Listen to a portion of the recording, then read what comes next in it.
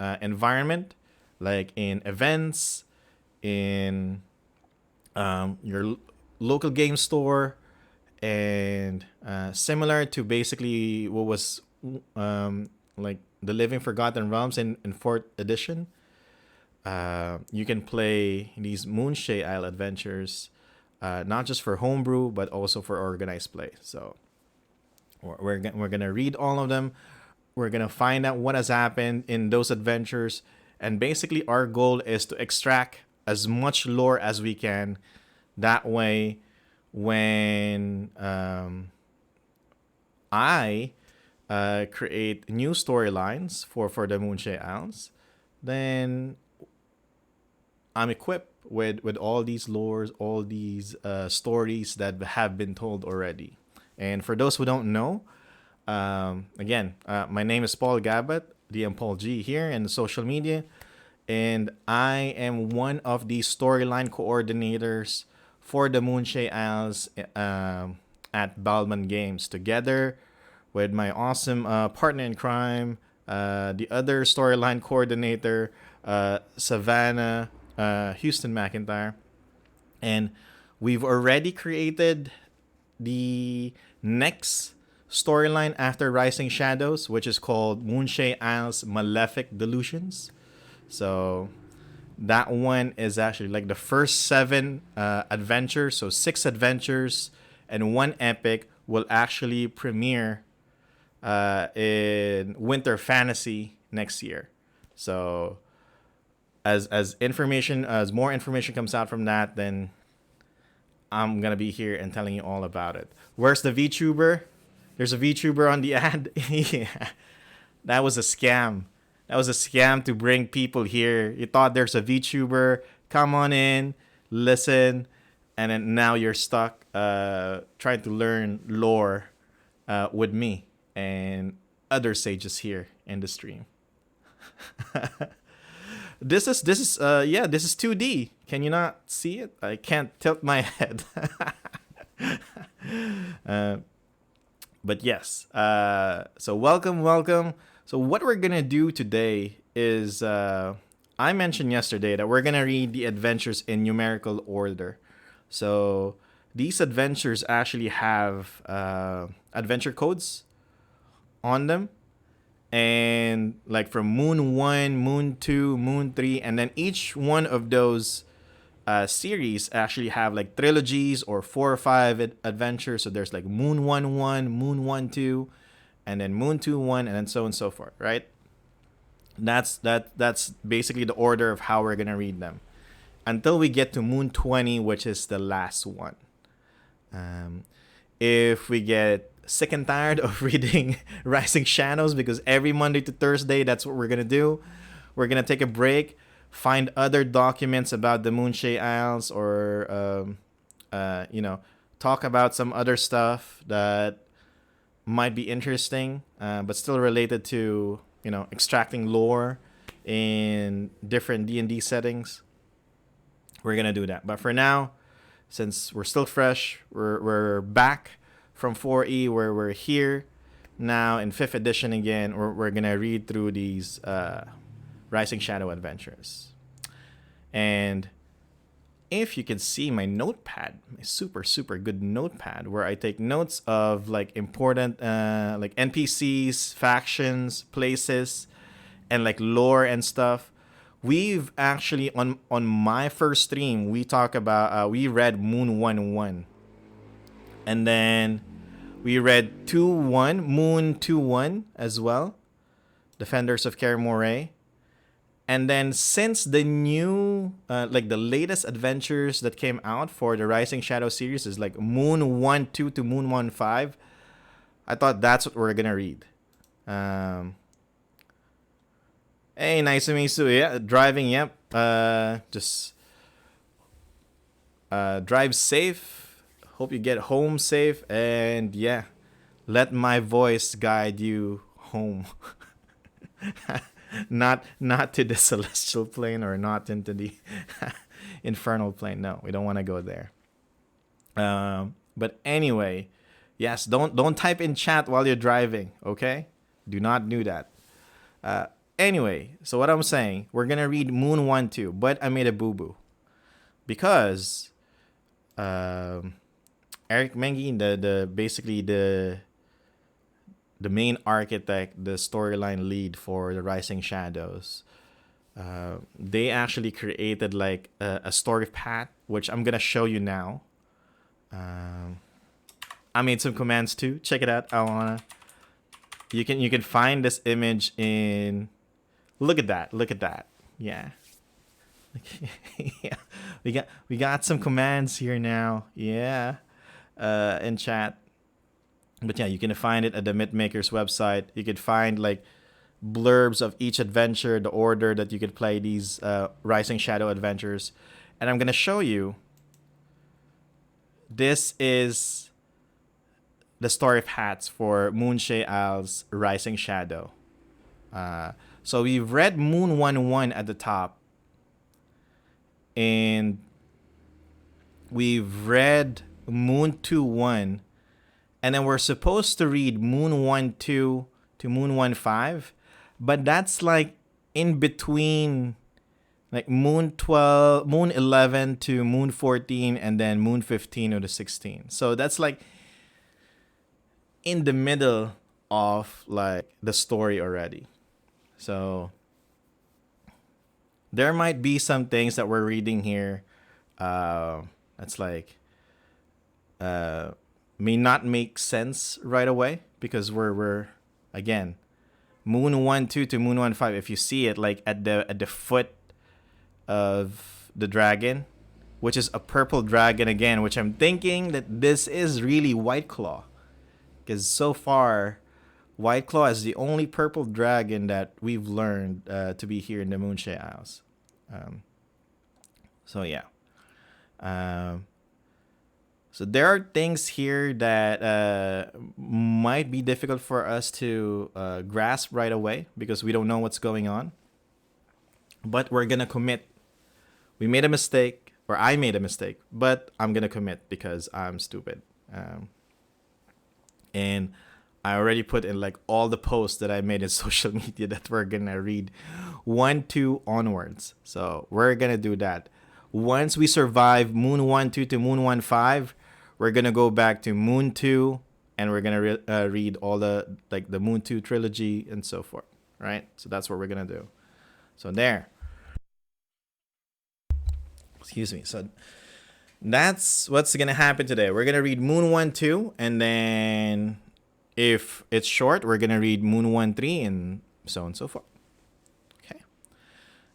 And again, you can find this image at the Mythmakers website, where you can also see like the order of the adventures and their blurbs and where you can purchase them, basically, which is in DM's Guild. There. So let me hide this. And let me try find our adventure. There you go.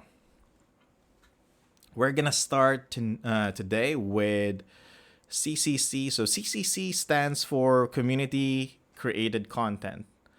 So at the beginning of Adventures League, only admins, no, well, not admins, but only those or writers selected by the admins can write Adventures League adventures. And that means you have to be commissioned by the AL admins for you to write an official D&D adventure. Then they release a program where they let the community write adventures that are Adventures League legal, meaning you can play them using Adventures League rules. And one of the premier organizers, Baldman Games, decided, you know what, we're gonna write CCC content as well. And since they've been since they're a premier organizer, they were actually given like a spot, like a setting in the Forgotten Realms that they can, you know what, this is this area right here in the Forgotten Realms. go write whatever story you want to write. And that area is basically the Moonshae Isles. And these are the stories that were created from that. So we're gonna start with Moon1-2. This is again like in the middle of the whatever's going on in Rising Shadows. So we'll try to get or try to understand as much as we can on what's going on here. These adventures, from what I know, were actually made. Again, Moon ones are like intro adventures, so these ones are actually used so they can serve like as a ramp and be able to jump in the middle of the storyline and still get what's going on, right? And this adventure is one of those. So this one is Mind the Missive. That's the title. The Moonshaes are experiencing interesting times. And interesting times are often bountiful times for those of the adventurous persuasion. Sent to the Isle of Flamstead. Alright, that's new for us. To deliver a message, you get a first-hand experience of dealing with an archmage. It's a 2-hour adventure, so hopefully this will be short. For tier 1, meaning it's for level 1 to 4 characters. Optimized for average party level of 3. Okay. And this is basically written by Krishna, Simonse. And you can see that the lead editor here is Eric Mengi. And yeah, let's go through it. Krishna is a super cool person. Every time I run an epic is during virtual D&D weekend, which is for this month, is happening this weekend, like tomorrow, like Friday onwards. So let me see if my command works. Yep. So if you haven't signed up or you're interested in joining VDDW, you can go to the Yawning Portal link at the dndwizards.com website. Sign up there. If you're interested in my tables, it's also there in the link. Find that there. Anyway, we're not here about that. We're here to learn about Moonshaes. Right? See? My commands work. Look. Like, I'm starting to remember all the all the programming class I took back in high school. So we're good with that. Anyway, let's go here. And what else do we have? Yeah. I want to show off. So if you want to, since we're reading Moon1-2, if you type Moon1-2, there we go. The direct link to the DM's Guild, right? Oh man, I'm so awesome. You can see that there. I'm not sure if I'm the only one seeing it. Everybody's seeing it in the chat, right? When I put the link. Yeah. So yeah, anyway, let's go back. Let's go. Here we go. Adventure background. So we can see similarities from the Living Forgotten Realms adventure and AL adventure format, which is kind of nice. Okay. Anyway, background. The fabled Moonshae Isles are plagued by forces of darkness and shadow. The slain, okay, and her slain sworn have conquered Alaron, capturing Derid Kendrick. The High King of the Moonshaes has been captured, and forcing the royal court in exile to the Isle of Moray. I've actually heard about this, so I'm not that surprised. But I'm surprised that they're mentioning it like in Moon1-2. So the High King has been captured by the slain, if I'm reading that right, and forcing the royal court in exile to the Isle of Moray. But all is not lost. The goodly people of the Moonshaes held a grand conclave. So this is kind of like Avengers Assemble, or no, not really Avengers Assemble kind of meeting. If you read the comics or you've seen one of the MCU movies, you know that there's like an Illuminati group, like all the leaders from different factions in the MCU kind of gathered. So I'm assuming that the Grand Conclave is kind of like that. In Kaer Morhen to unite against the slain, driven by the prophecy of the Rising Shadows. Okay, so the Rising Shadows is actually a prophecy. The Fae of Sarafal have aligned with the folk and the Northlanders, forming the Bright Alliance. There's so many stuff here.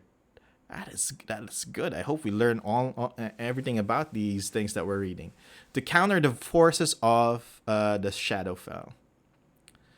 High Queen Kefre Kendrick has prepared messages for important personages. How do you say that?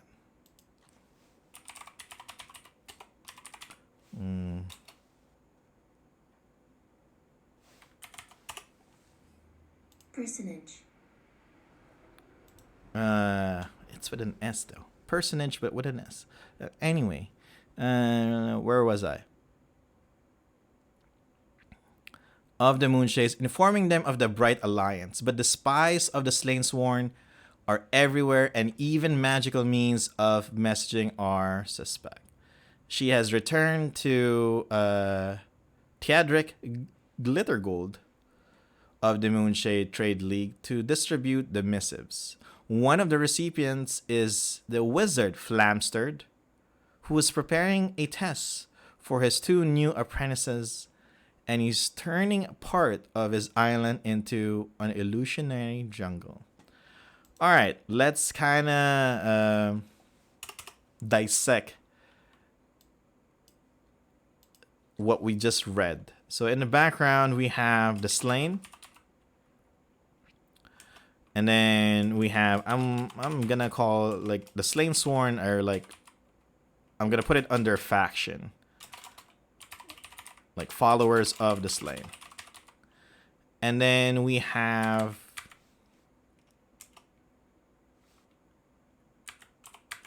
so the slain has conquered Alaron.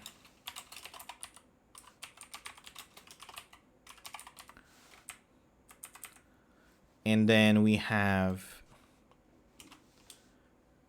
High King Darid, which is the current High King Kendrick, and captured by the slain. And then we have another faction, the Grand Conclave, which we don't really have a lot of information, so we're just gonna put it there. And then we have Kingdom of Sarafal, which is already in the map. We have a Bright Alliance, which is the alliance of the Fae, the folk, and Northlanders. What else do we have? And then we have Kefre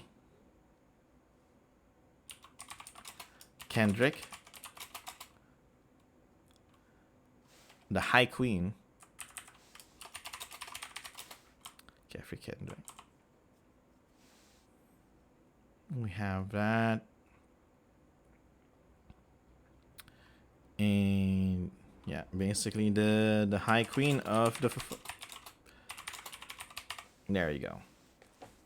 Anything else? And then we have Theodric Glittergold,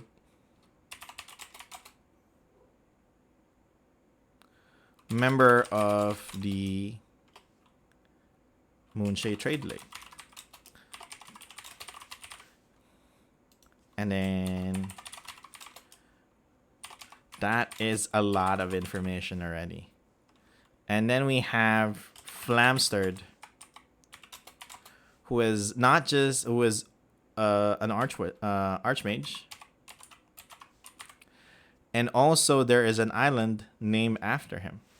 So he has a cool backstory. So if I have this stream under Ballman Games, and every 2 weeks we stream that, Moonshae Isles Castle of Skulls, and one of the players there, Gwendolyn, she actually, let me see if I can find that. Where is that? Castle of Skulls. There you go. She actually has Gwendolyn Marshall.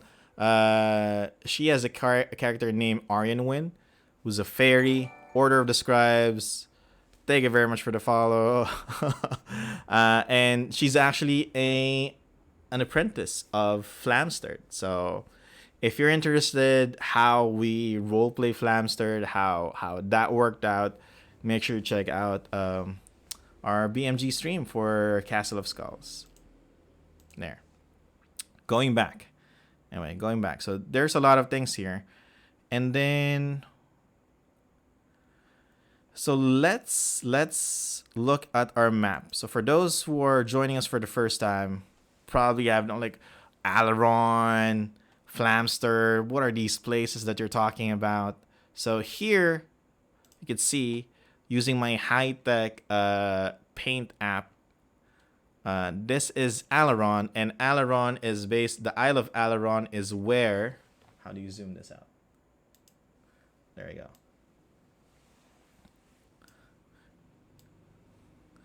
The Isle of Alaron is where like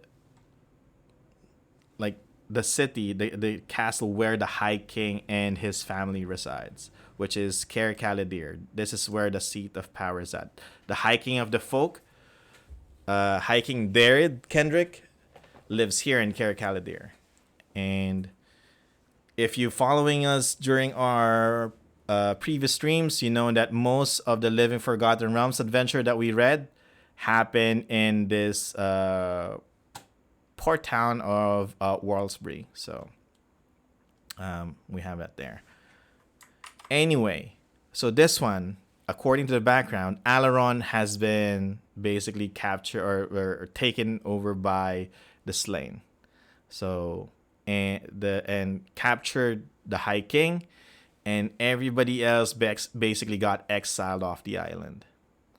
Now, the High Queen is sending messages because of this alliance that they have, and one of those messages is being sent to, so this is the Kingdom of Sarafal, which is the Fey Kingdom in the Isle of Gwyneth. Just right there, mentioned here. But that's not where we're going. We're going down here. You see this little island at the corner of the map called Flamstern. And half or a lot of the island has basically it's now underwater because Flamstered made a lot of explosion.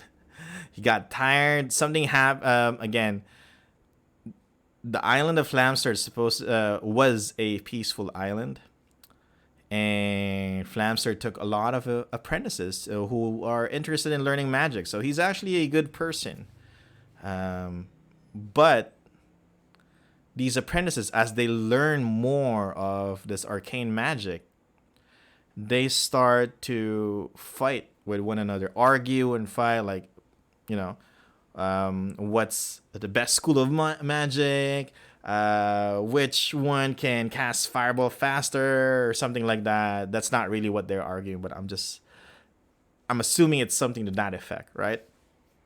And to the point that it became harmful to other apprentices, like these arguments, these infighting that's happening, and Flamster just watching, seeing like his apprentices who thought like if he shared his knowledge about arcane magic, life will improve, not just in the island of Flamster, but in the Moonshae Isles. But people trying to abuse that, people trying to see who is above the other person, something like that.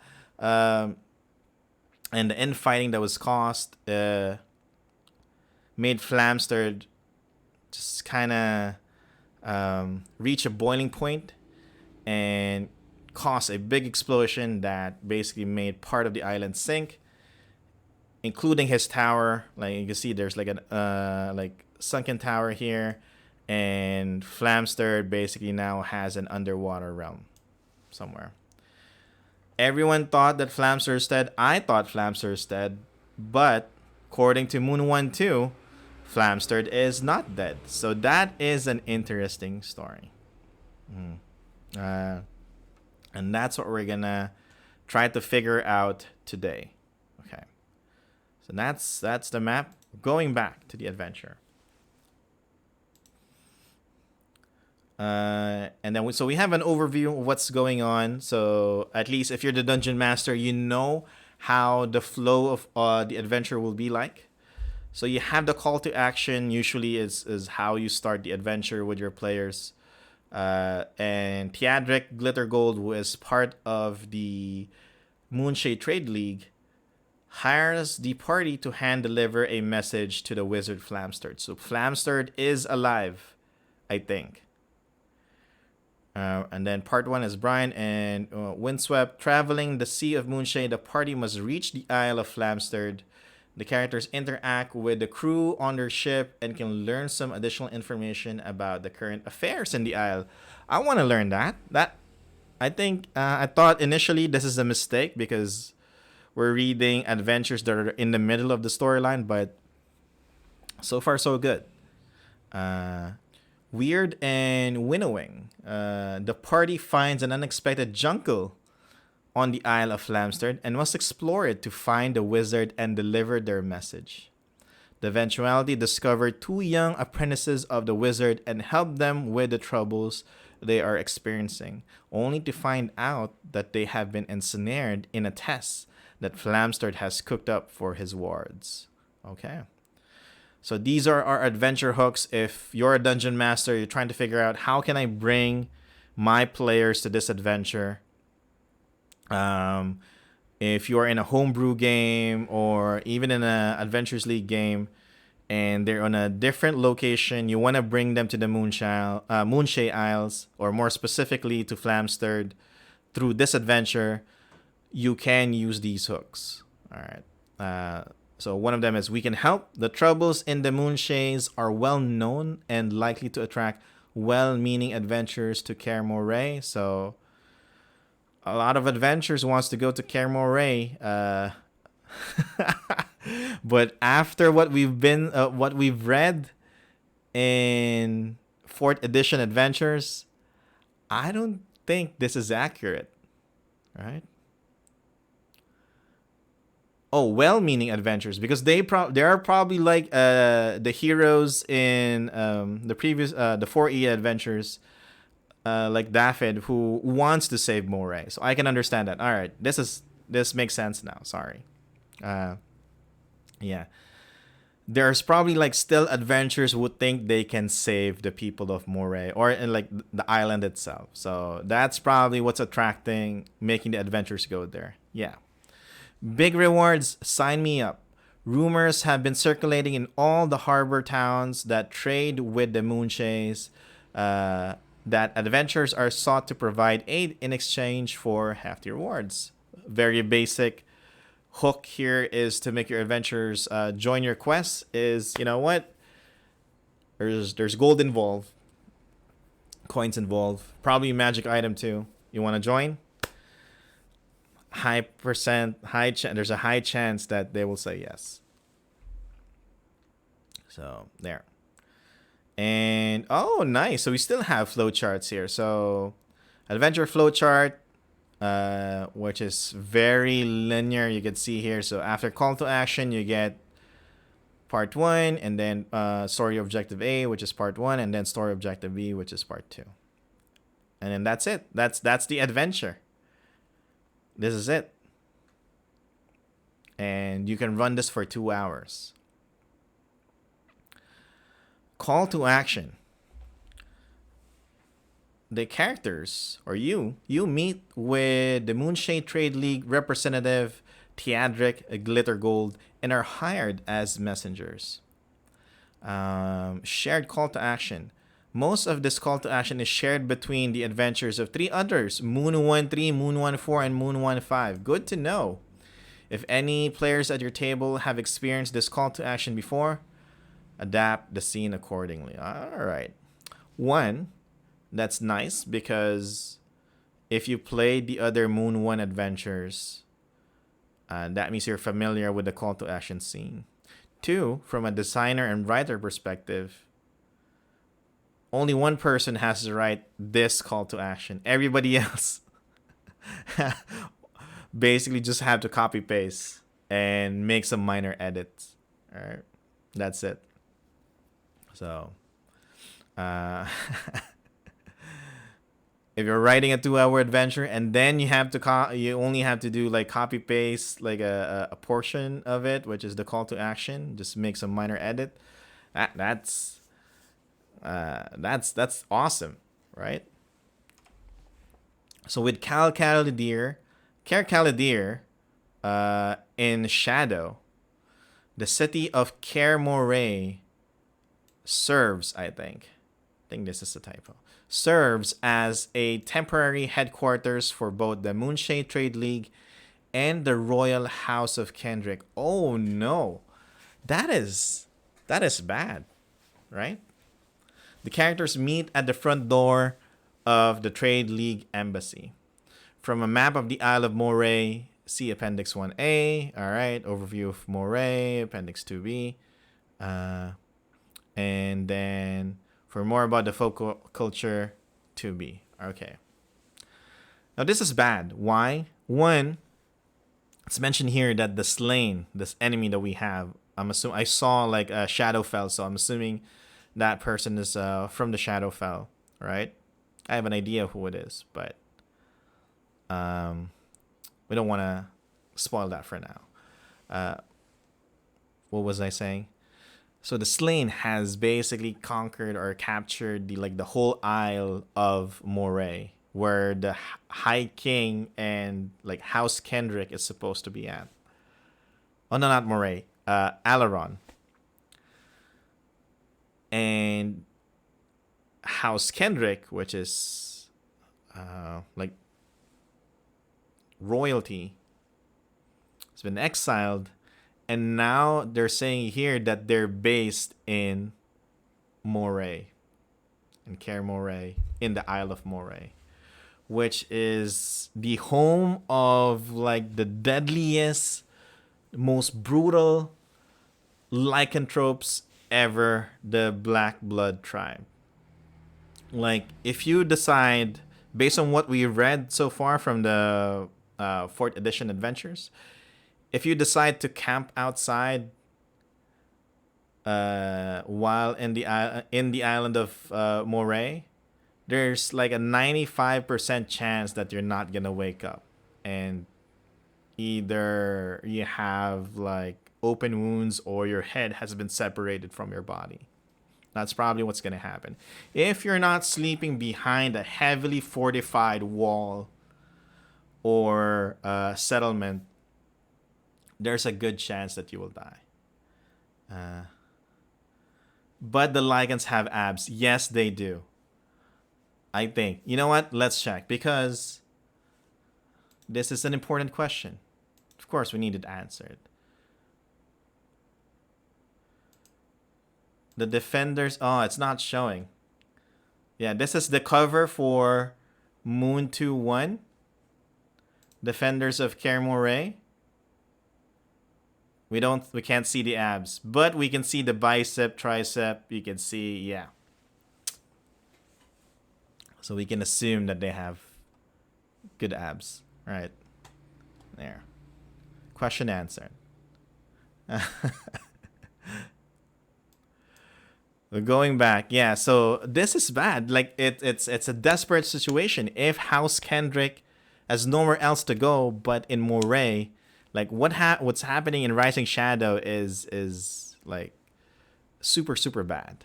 All right, that's basically what I'm trying to say. And meeting room. So each character is individually invited to a meeting with the Trade League ambassador.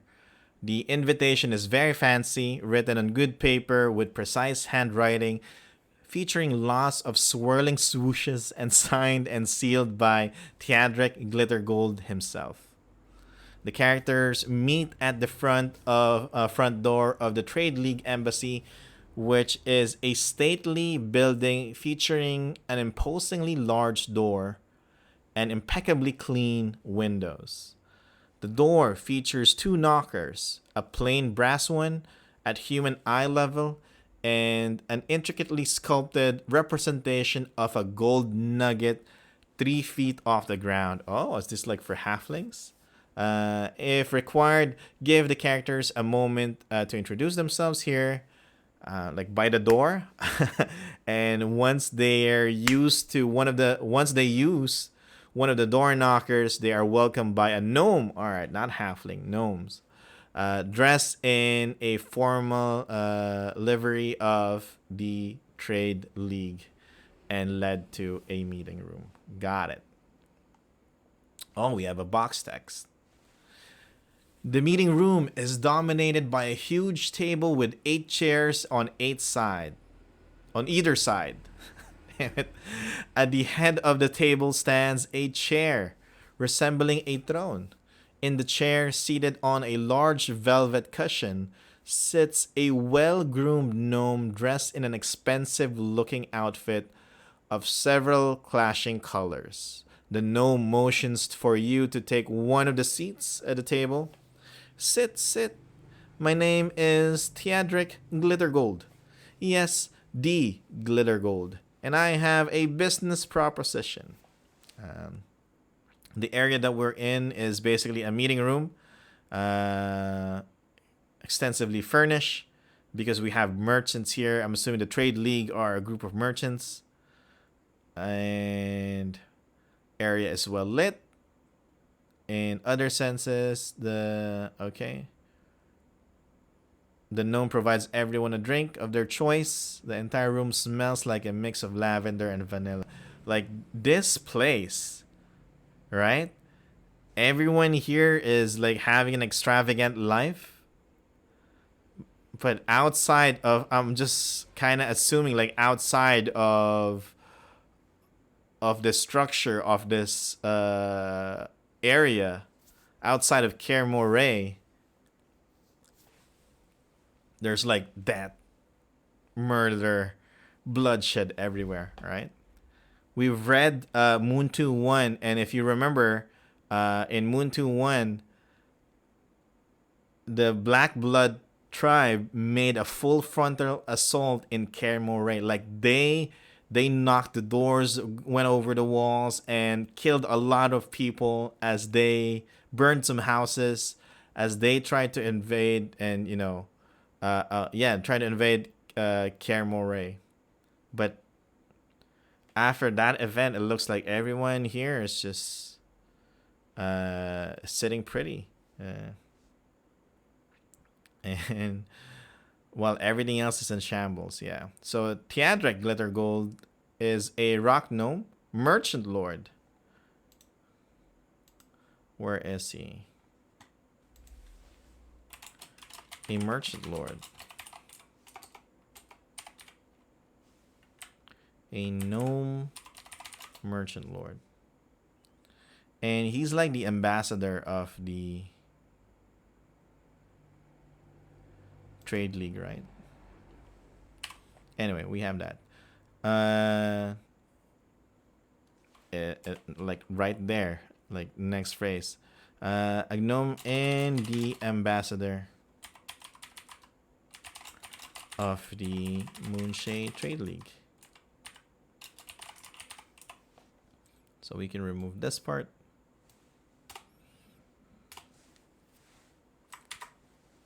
Okay.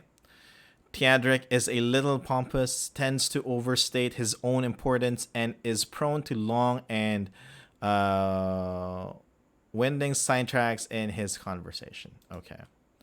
Theodric wants to hire the characters to deliver a message to the arch-wizard Flamsterd, who lives in the Isle of Flamsterd. Theodric shares that information on the current situation, but always puts a positive spin on things. He's sugarcoating whatever information he's about to tell us. He doesn't want to scare us or create any possible political problems. So let's see. Let's see what information Theodric has for us. Flamstead is an island on the far southwestern edge of the Moonshae archipelago. The island is almost entirely uninhabited except for monsters and servants of the Archmage. Alright? We know that.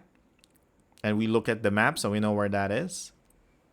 The isle takes its name from a wizard who emigrated from Waterdeep centuries ago, seeking a local where he could practice his arts in privacy. I'm like, if we're basing this in like Celtic lore and like King Arthur stuff, I'm always imagining Flamstead as Merlin. Like, he's the Merlin of the Moonshae Isles. Like, he's the famous, like, infamous wizard here in the Moonshae Isles. And he's been alive for a long time. Like, ever since the first High King was actually declared in the Moonshae Isles, Flamstead was already there. And that was like 1,000 years ago. More than 1,000 years ago. The isle takes its name from a wizard. Oh, yeah, we read that. Finding the Archmage Flamstead might pose. Who's the Artoria? Well, the first High King was. The first High King was. I don't want to look at my notes. I know it. Hugh is Kenrick Hugh. There you go. See, I want to practice. I know I have short-term memory, but I'm trying to practice and make sure that I remember all these things that I've read. So yeah, Kenrick Hugh is the first High King, and if they put it in in a game called Fate Grand Order, yeah, that's gonna be the Artoria of Moonshae Isles. And that's one of the I guess I can reveal that secret here, because when they asked me to be the storyline coordinator for the Moonshae Isles, so Dave, which is basically Baldman Games,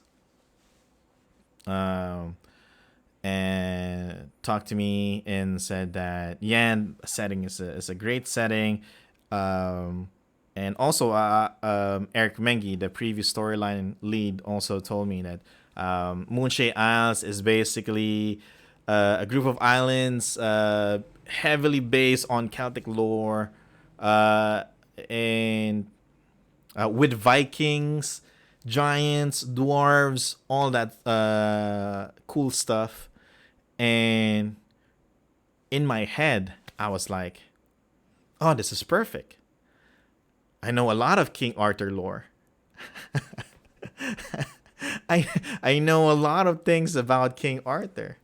And not because of the movies, the books, or anything like that. It's all because of a gacha game called Fate Grand Order. Which is probably like not the best source for King Arthur lore. Yeah, but that's in my head. I was like, yeah, I know a lot of things about King Arthur.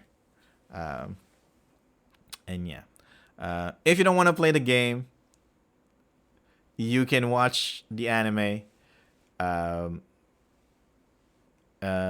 there's a lot of Fate animes out there, so just Google them, and if you see a King Arthur in that anime, you would instantly know what I'm talking about and why you cannot rely on the lore from that show.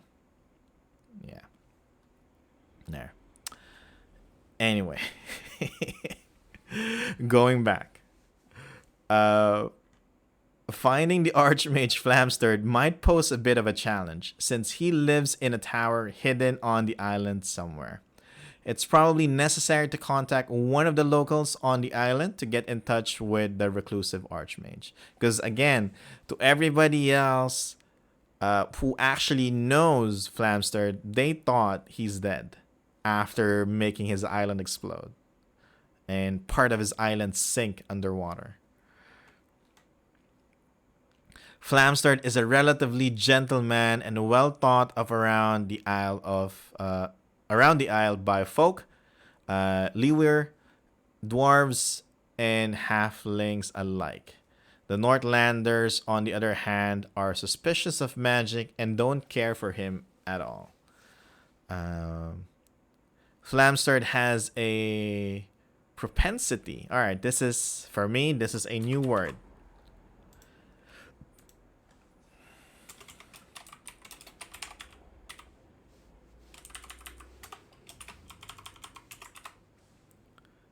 I'm not good with like big words. All right. What does it mean, chat? Propensity. Propensity. An inclination or natural tendency to behave in a particular way. All right. So like it's like your behavior, your characteristic, right? So so he has like a likelihood. Is that what you're saying? So Flamstead has like this behavior of like wandering the Moonshae Isles on mysterious errands, helping those in need he comes across. So Flamstead is a good guy. I hope like my co-streamers during the Castle of Skulls are watching this because this is good lore. This might stop us from misunderstanding or spreading bad rumors about Flamstead. With the current situation of the Moonshaes, magical means of communication have become unreliable. A more traditional means of messaging is more secure. And while Theodric normally relishes a little haggling, time is of the essence, offers 40 gold pieces each. This is a level 1 to 4 adventure, so and he's giving each adventurer 40 gold pieces. So that sounds fair. To go to Flamstead and deliver a letter. That's it. Theatric is also securing them transportation and provide supplies for the trip. And when they accept the mission, provide them with player handout 1. Should any of the adventurers ever wish to break the seal and open the message, we give them player handout 2. Theodric directs the characters to the docks of Kermoray, where they can find a ship named the Shantu. Alright, the Shantu sounds familiar.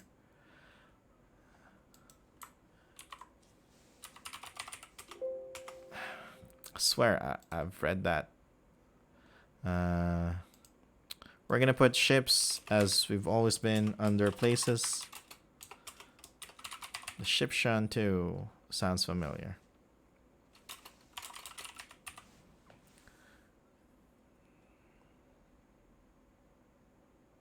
Wasn't that the name of the old halfling lady ship? Halfling lady ship.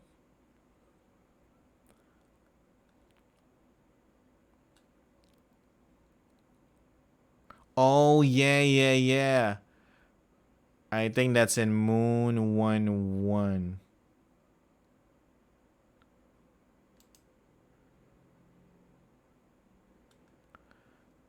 I remember the halfling captain. Goblin Lord, NPCs. Right at the top? Poppy. There you go. Oh, Popeye, the one that's trying to find some Brutus something guy, right? There you go. Yeah, Poppy Logan. Yeah, Popeye and Brutus. Yeah. Poppy Logan. Okay. Yeah. If you don't know who Popeye is, you're young. I'm a boomer. um, so, what did I say?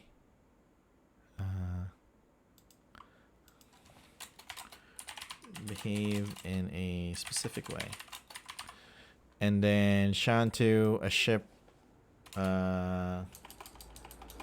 Captain Poppy's, Poppy Logan's ship. Okay. We have that. And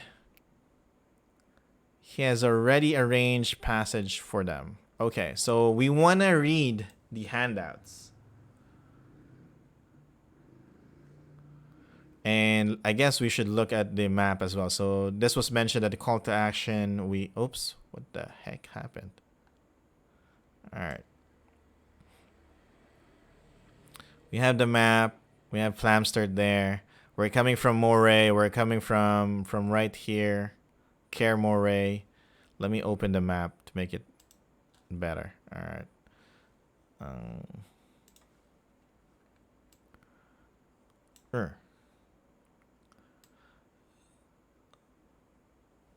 So we're here at Care Moray. And we're basically traveling south. I'm assuming it will go this way, right? To straight off Leviathan all the way down to Flamstead. That's where we're going.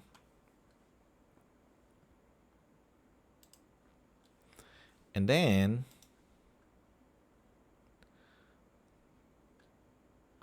we don't know that. The culture of the Northlanders. Oh, this is a good thing to read for us. This is the sealed message. Are we gonna break the seal? Inform your dungeon master should you want to break this. Of course we're gonna break the seal. We break the seal. And we read it. From the stronghold of Earl Orwinris, Care Moray on the Isle of Moray. To his most flamboyant ascendancy, Flamster the Fiery. Okay. Archmage of the Initiates of Flame. Isle of Flamster. Initiates of Flame. I think this is another faction.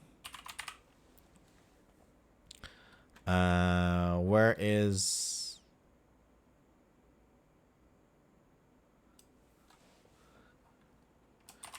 most flamboyant ascendancy? Flamster Fiery. Alright, just gonna quote that. Greetings. I'm sure I can trust you to keep a straight face as you read this. Also, by now, the real message will have reached you. Oh, okay. Please ensure that the people delivering this message to you are thanked. Even though this is a decoy message, their work was real, as was their commitment. Should this message seem in any way tampered with, you know what to check. Please inform me at your earliest convenience. By my hand and affix with my seal, Kefre Amkantra Kendrick, the High Queen of the Moonshaes. We've been tricked. This is not the real message. But why are they sending us to Flamstead then? Let's figure it out.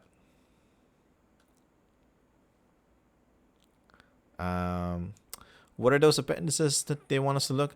1A, 2A, and 2B. All right, let's look at those. Uh, 1A, 2A, all right, and 2B. So let's learn more about the Northlanders. So again, there are two human uh, locals here in the Moonshae. So you have the folk with two F's at the beginning, and then Northlanders. All right, and kind of settled from their land, then got here to the Moonshaes, and the folk got here first, and then the Northlanders arrived from the north and started raiding the villages, settlements here, and there was a war actually between the folk and the Northlanders, as we've discussed in previous stream. But peace happened, and it's all because of the High Queen Alicia Kendrick, which is the mother, if I'm right, yes, the mother of Dared Kendrick, the current High King. Yeah. Okay, let's go. So let's learn more about the Northlanders. We'll look at the character portraits later. Yeah, I saw that too. We'll look at it later. Appearance. Oh, sorry. Here we go. The first top part. The Northlanders originated in the lands north of the Moonshaes. That needs to be said, just in case it's not clear. That's why they're called Northlanders.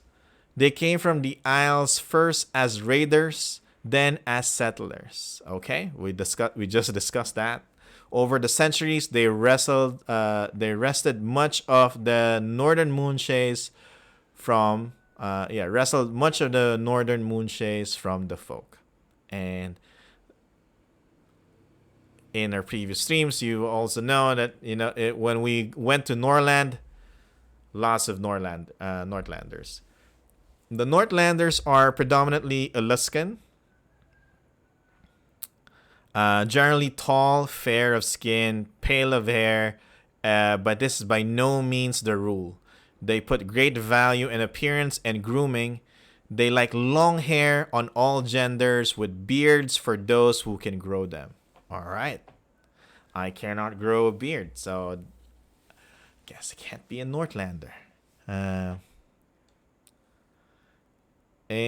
the Northlanders are not particularly reverent and save their devotion for a few deities who offer them success in their efforts.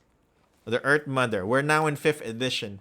The era of Shantea is gone, and now we're back with the folk and the locals or the people who live in the Moonshae Isles are worshipping Earth Mother, which is a primal spirit.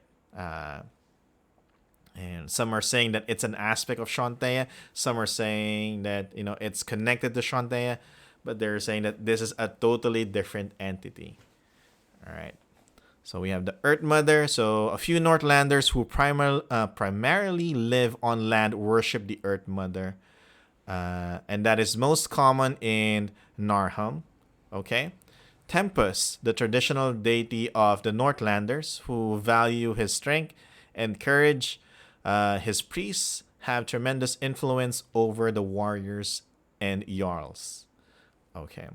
When we read 4th edition adventures or Living Forgotten Realms adventures for the Moonshaes, the leaders of the different Northlander tribes are called kings. Ever since peace peace happened between the Northlanders and the folk, and they all agreed to basically swear fealty to the High King or High Queen at that time. They changed their names from kings, like the tribe leaders, the Northlander tribe leaders from kings to Jarls, and that's why here now you see the term Jarl. Umberly, the Queen of the Depths, is a deity to be placated or invoked as a curse on another. Her priests are feared and avoided. Valcour, the captain of the waves, is a cherished patron of the Northlanders. His clergy is loosely knit with little political influence. Got it. Clannish gatherings. Northlanders divide themselves into great clans. Probably not tribes, but clans. Okay. These clans come together in times of crisis and war. Life in the Longhouse. Northlander clans live together in large wooden lodges. Different family groups claim different sections of the Longhouse. They have longboats and longhouses. That's what they have. Political power isn't hereditary amongst the Northlanders. All leaders must first prove themselves worthy of the role. How?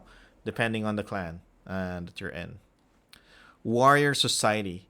The Northlanders live in a warrior society. Movement between classes is possible depending upon the fighting prowess or naval skill. Each clan is ruled by a jarl who are served by the elite Huskarls. Is that how you say that? What are Huskarls?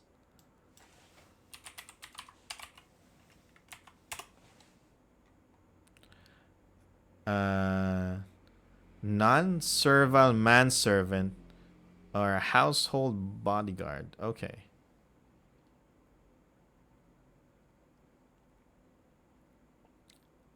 Okay. Just a bodyguard, basically.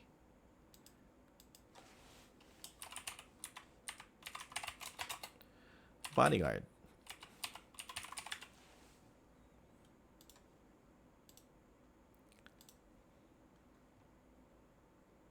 Really? Is it? That's the equivalent. It's the Viking equivalent of knights? A Huskarl?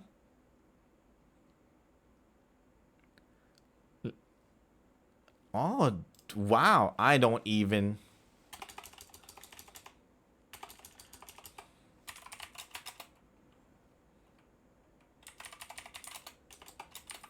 That's what I'm going to put here. So that's an important term, if that's the case, because there's a lot of, Viking-inspired people here in the Moonshaes, and that term is going to be used a lot. That's going to be used a lot by me. That's what I'm trying to say. Okay, where is that? I lost it. It's with a C, not a K. All right. I guess I should Google image, right? Oh, okay. The axe and the long shield. Okay. The Thanes are the minor lords. That's what you call them. And below them are the Herseers. The warriors of clan. All right, so let's put that in order. So you have the Jarl, who are served by Huskarls. And then below the Jarl, you have the Thanes, who are like the minor lords. And then below them are the Herseers, who are like your basic warriors, right? That's what we have. Okay. And the Carls are commoners and make up the bulk of the population. And then you have the Carls. Wow, that is very educational for us. At least now we know the political structure of, societal structure of the Northlanders, right? Yeah, literally House Carl. Yeah, yeah. But if you're only a Carl, you're not a House Carl. You're like at the bottom. You're a commoner. Cultural traits. What do we have here? Cheerful courage. Northlanders honor courage and scorn cowards. This includes the courage to face hardship and misfortune and remain cheerful even when in pain or privation. And we saw that in Living Forgotten Realms adventures. Even though like it's like the fight is not in their favor, these Northlanders still want to fight and continue on. Dislike of deceit. Northlanders despise deceit. It masks weakness and rewards cowardice. Lies are especially despised if they create discord and stir up strife within the clan. Love of the sea. Northlanders have a deep love for the sea, the challenge and the opportunity it presents. Call to them in equal measure and they answer in their sleek long ships. I told you they have long houses and long ships. Sharing the wealth. Regardless of the means by which it's gained, Northlanders share their wealth readily among kin and clan. Freely giving away treasure is a sign of prosperity and status, attracting acclaim and followers. And what do we have? Passion for action. Hey, Bob. Doing good. Reading some Rising Shadow adventures. Trying to extract as much lore as we can. Welcome to the stream. If you're in the Philippines like me and you're about to go to sleep, then you can just put me in the background, and instead of like counting sheeps, then you can just listen to my voice as I read you a story or an adventure. If you're in the other side of the world somewhere on your way to work, preparing lunch, breakfast, whatever, then again, just put me in the background as you listen to me tell some stories. West Coast, you just waking up. So what time is it there? 11, 7, 8 or 7, right? 8 a.m. Okay. Good morning. Damn. West Coast. Nice. Where were we? Passion for action. Northlanders prefer robust action to any challenge, and violence is always an option. Nothing gets done by just thinking about it. Yeah, it's midnight now. Ninja God, you're still awake. Thank you for that. Suspicious of magic. Arcane magic is feared by Northlanders who are convinced that it upsets the spirits of natural balance. They blame magic for natural disasters, curses, and creators of monsters. So again, in the Moonshae Isles, because again, we're far away from the quote-unquote mainland, the Sword Coast or continent of Faerun. The people of the Moonshaes, they're not a fan of arcane magic. Divine magic is okay here in the Moonshaes because they can. It's easy for them to just say that it's related to a deity, right? That's why you're able to cast thaumaturgy, is because you have been blessed by the Earth Mother. They can, in their head, they can create an explanation right away. So like a simple excuse.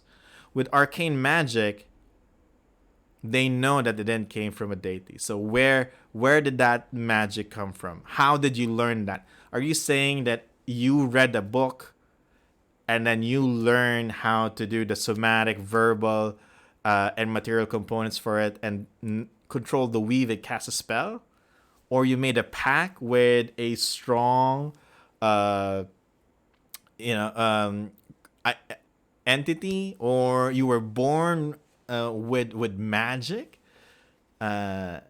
It's hard to basically like in their heads. It's hard to justify and think like how that happened. And basically, like in other places in real life, they see magic as evil right away. They relate it to as evil right away.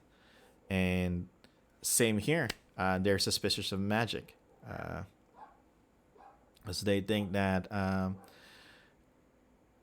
they see magic, someone casts it, then the avalanche that just happened is probably related to that because you just mess with like the natural order of things. Yeah. And for those who are just joining us, welcome. I see some people just joining us right now, and yeah, we're here in our stream trying to read Moonshae Isle Adventures and other source documents to learn more about the Moonshaes.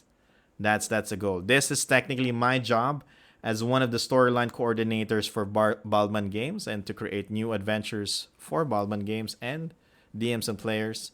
But I figured that more people, not just me, probably want to learn about the Moonshaes too and don't have the time to play these adventures. If you play all of these adventures, it'll probably take you, like the Rising Shadow adventure stories, it will probably, if you play it like once a week, you'll probably like finish the campaign in like 2 or 3 years. Yeah. Which is fun, super fun. If it can be done, do it. But unlike me, I need to create stories right now, so I need to read these adventures. And if you're in the same boat as me, just want to learn right away what's happening in the Moonshaes, then you've come to the right place. Yeah. And okay, let's see. What else do we have here?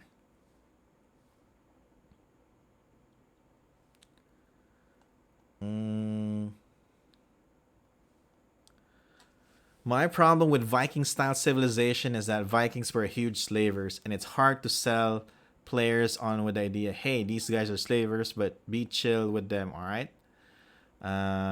Raiding doesn't necessarily need to include slaving for these adventures if you're a DM or writer that doesn't want to include, trafficking or thinking beings. And I think we've talked about that in like I forgot which adventure was it, but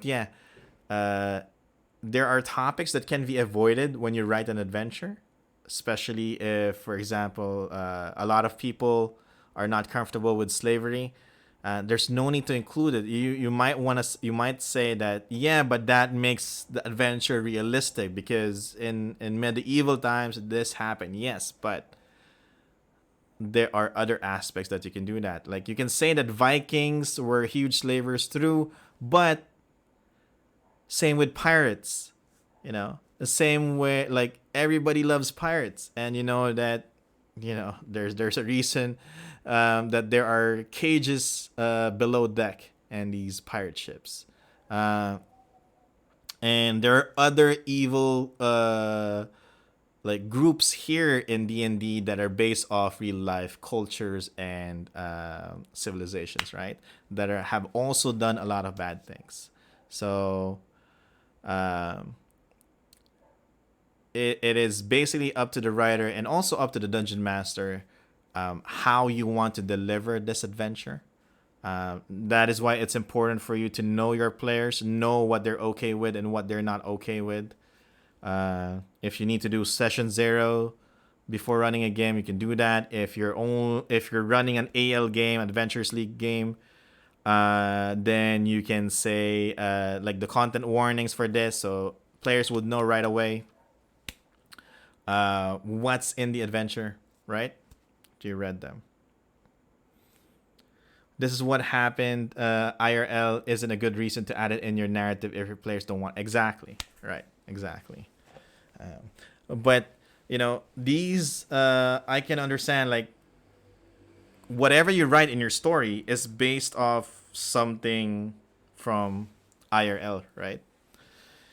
And because that's where you draw inspiration from. So you've seen it in the movies, television, you read it in a book, or this is what happened in the past. So that's that for you is an exciting aspect that you think will be good to write an adventure on.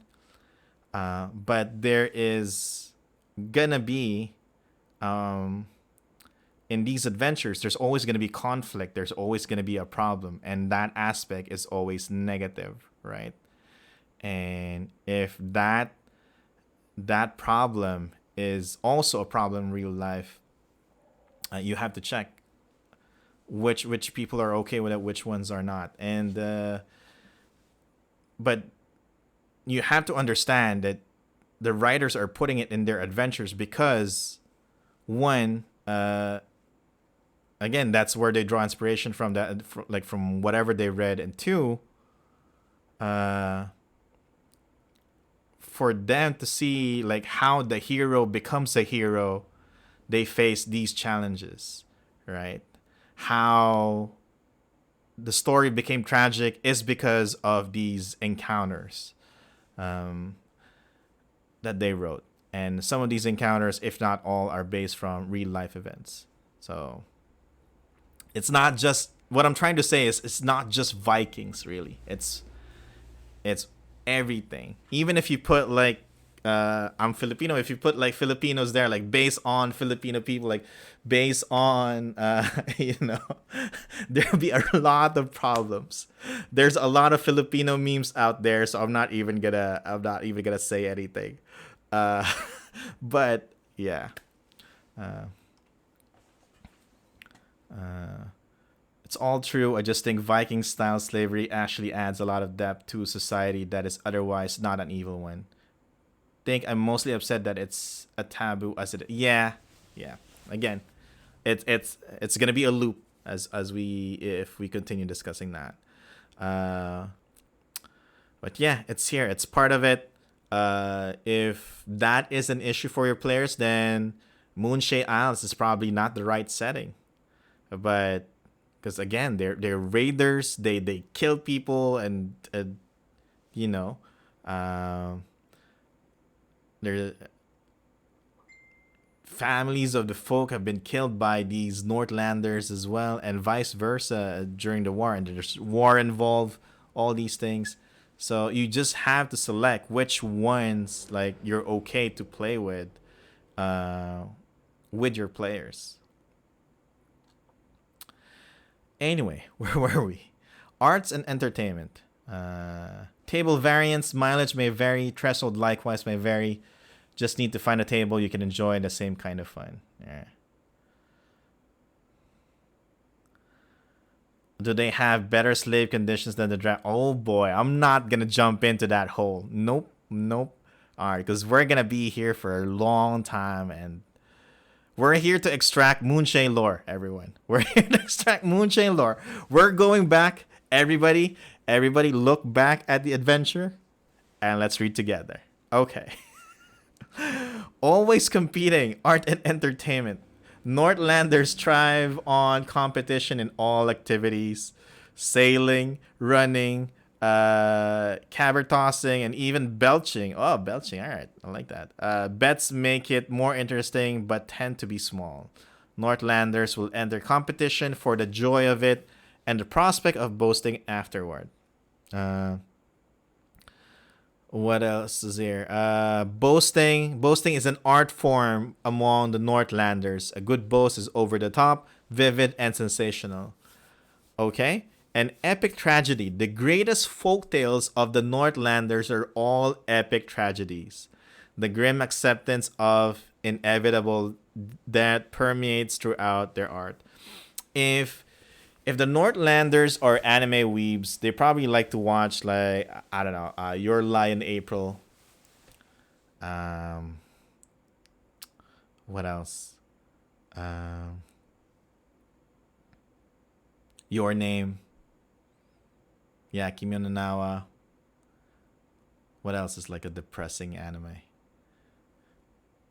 You know, like they make you feel good and everything, and then at the end, tragedy. I bet they would love that. If Northlanders are here and they have the ability to watch anime, that's probably on their list right now.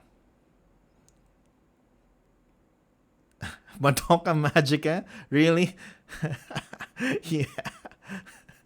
Yep, it gets dark pretty fast. Yeah. 5 centimeter per second. Yeah. And 2B. Okay, I think that is it. Okay, that is it. Let's not read the rest. So we can go back to part 1.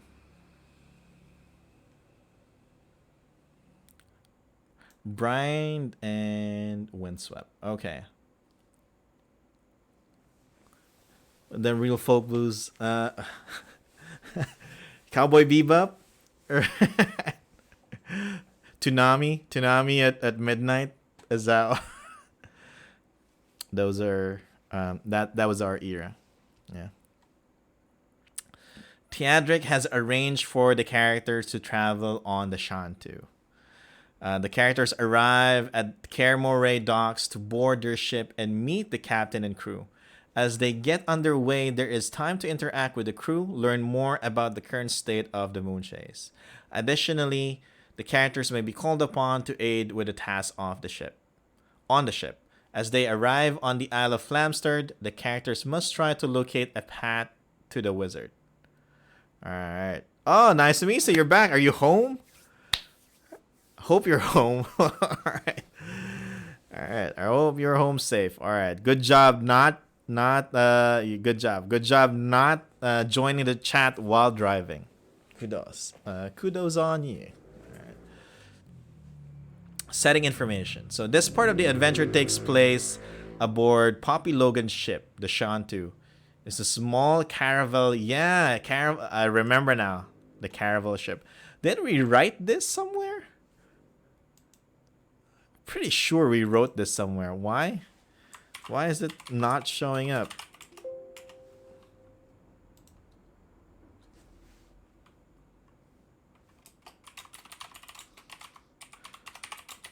I'm pretty sure when we read like Moon1-1, I wrote this because that caravel, that word, yeah. Is it at the top? Is my control F? All right, so it's just control F is not working. It's not finding the other one. Did I spell it wrong? Caravel. Caravel. Yeah, it's spelled the same. The heck?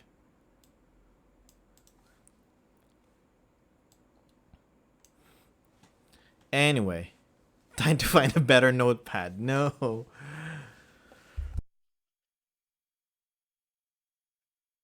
Excuse me. All right. That has seen better days but looks seaworthy. About a dozen crew members swarm over the deck.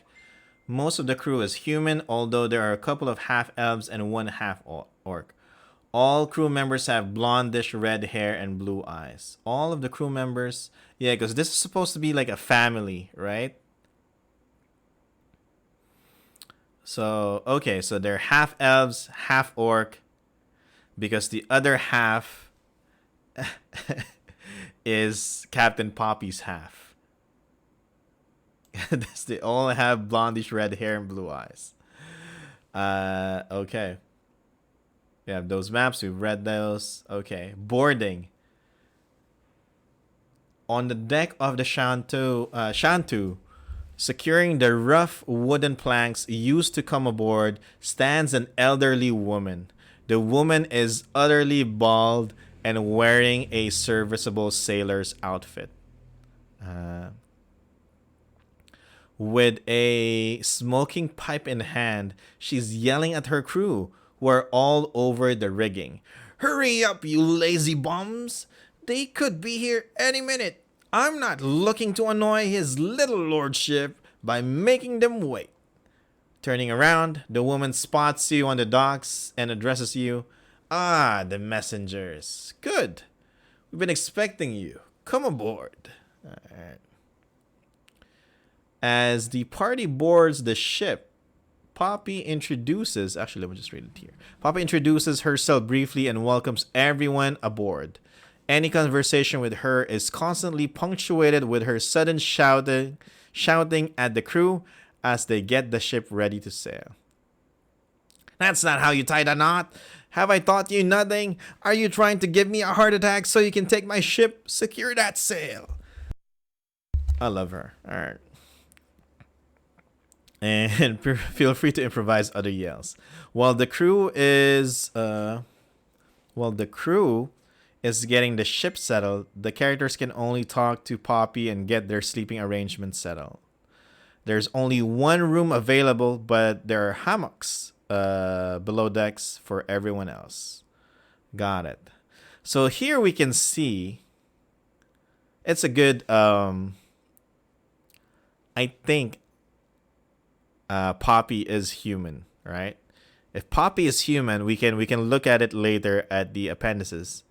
But if Poppy is human, Something what we've learned here is that she's into elves and orcs. She has an art like in 1-1, like she's tall. Actually, let me get that art. Let's open it. Moon1-1.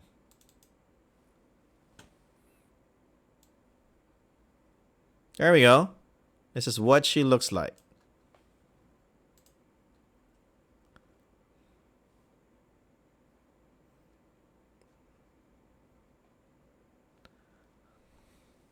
And let's make sure that she is human. Oh, there's no dramatis personing. Okay. Later we'll find it. But yeah, that looks human to me. Not an elf. Okay.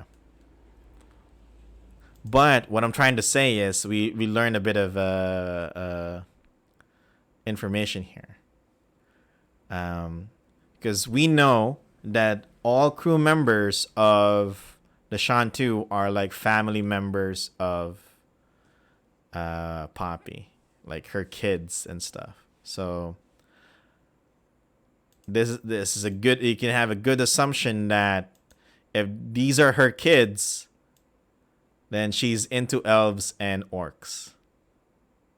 Just like, and in the Forgotten Realms, orcs and elves, in a lot of places, they kind of hate each other. But they all love Poppy, apparently. Anyway. So Shanti is a caravel. Small boat, 90 feet long, 35 feet. Okay. Not really into that. So, yeah. So Northlander human. Here we go. So, we have that. Poppy owns and runs the Shan-2. She has been a sailor, pirate, smuggler, and honest trade. Wow, really? So you're a sailor, good, pirate, bad, smuggler, bad, but then honest tradeswoman. All right. But it turns for half a century. Her crew is comprised of, there we go, her children, half siblings, all by different fathers, will all share her piercing blue eyes. So yep, those are all the crew. All the crew is her kids, and they're all half elves and half orcs. They used to take on whatever work they could, honest or otherwise, but in the last year, she and her crew have mostly been working with adventures across the Moonshaes. So what does Poppy know? What can she tell us? She shares the map of the Moonshae, points out the Isle of Flamsterd.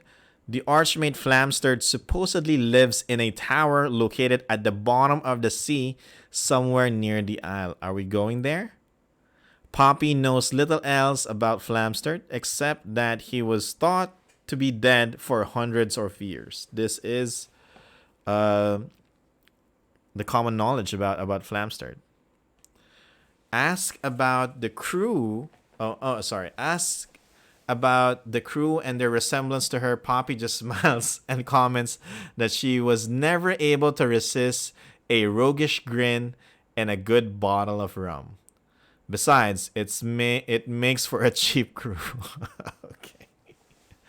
All right. Okay. Poppy knows a few specific details. I don't even know how I forgot about her.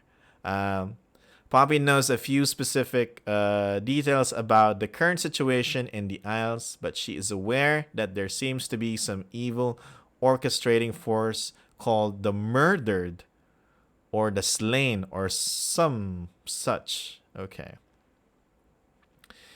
If you ever run or played in other Moonshae adventures, feel free to share any additional background information you may have. We have a lot of living Forgotten Realms background that we can share. It's quite likely that Poppy has heard many adventures, exploits in the Isles. Poppy has also interacted directly with many of the factions in the Moonshaes. Got it. DM's advice. The entirety of part 1 is spent on the Shan-2 traveling to the Isle of Flamsterd. No threat to the characters materializes. Okay, got it. Again, we're not really here to read like the mechanics, the rules, or everything. We're here to learn more about the Moonshaes, the lore, history, like the setting. But I'm seeing some stuff here that we might need. So if you feel that it will add, feel free to introduce some extra danger like storm at sea, giant whirlpool in the Isle of Flamstead. Okay, so these things can exist near the Isle of Flamstead. Got it. So while traveling, the Shan 2 travels the waves with ease as each passing day brings you closer to your destination. Around you, Poppy and her crew perform their duties with a practice routine. Traveling the Isle of Flamstead gives you some time to interact with Poppy's crew. All right, let's talk to some of Poppy's children. We have, these are new, Brand Logan.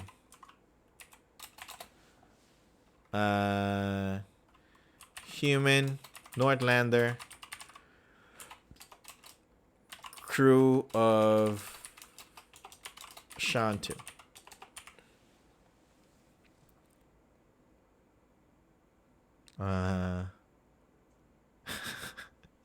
You didn't know that Poppy was Brand's mother? Alright. He was a well-muscled, slovenly appearance. We need to Google that. Because I'm not imagining anything.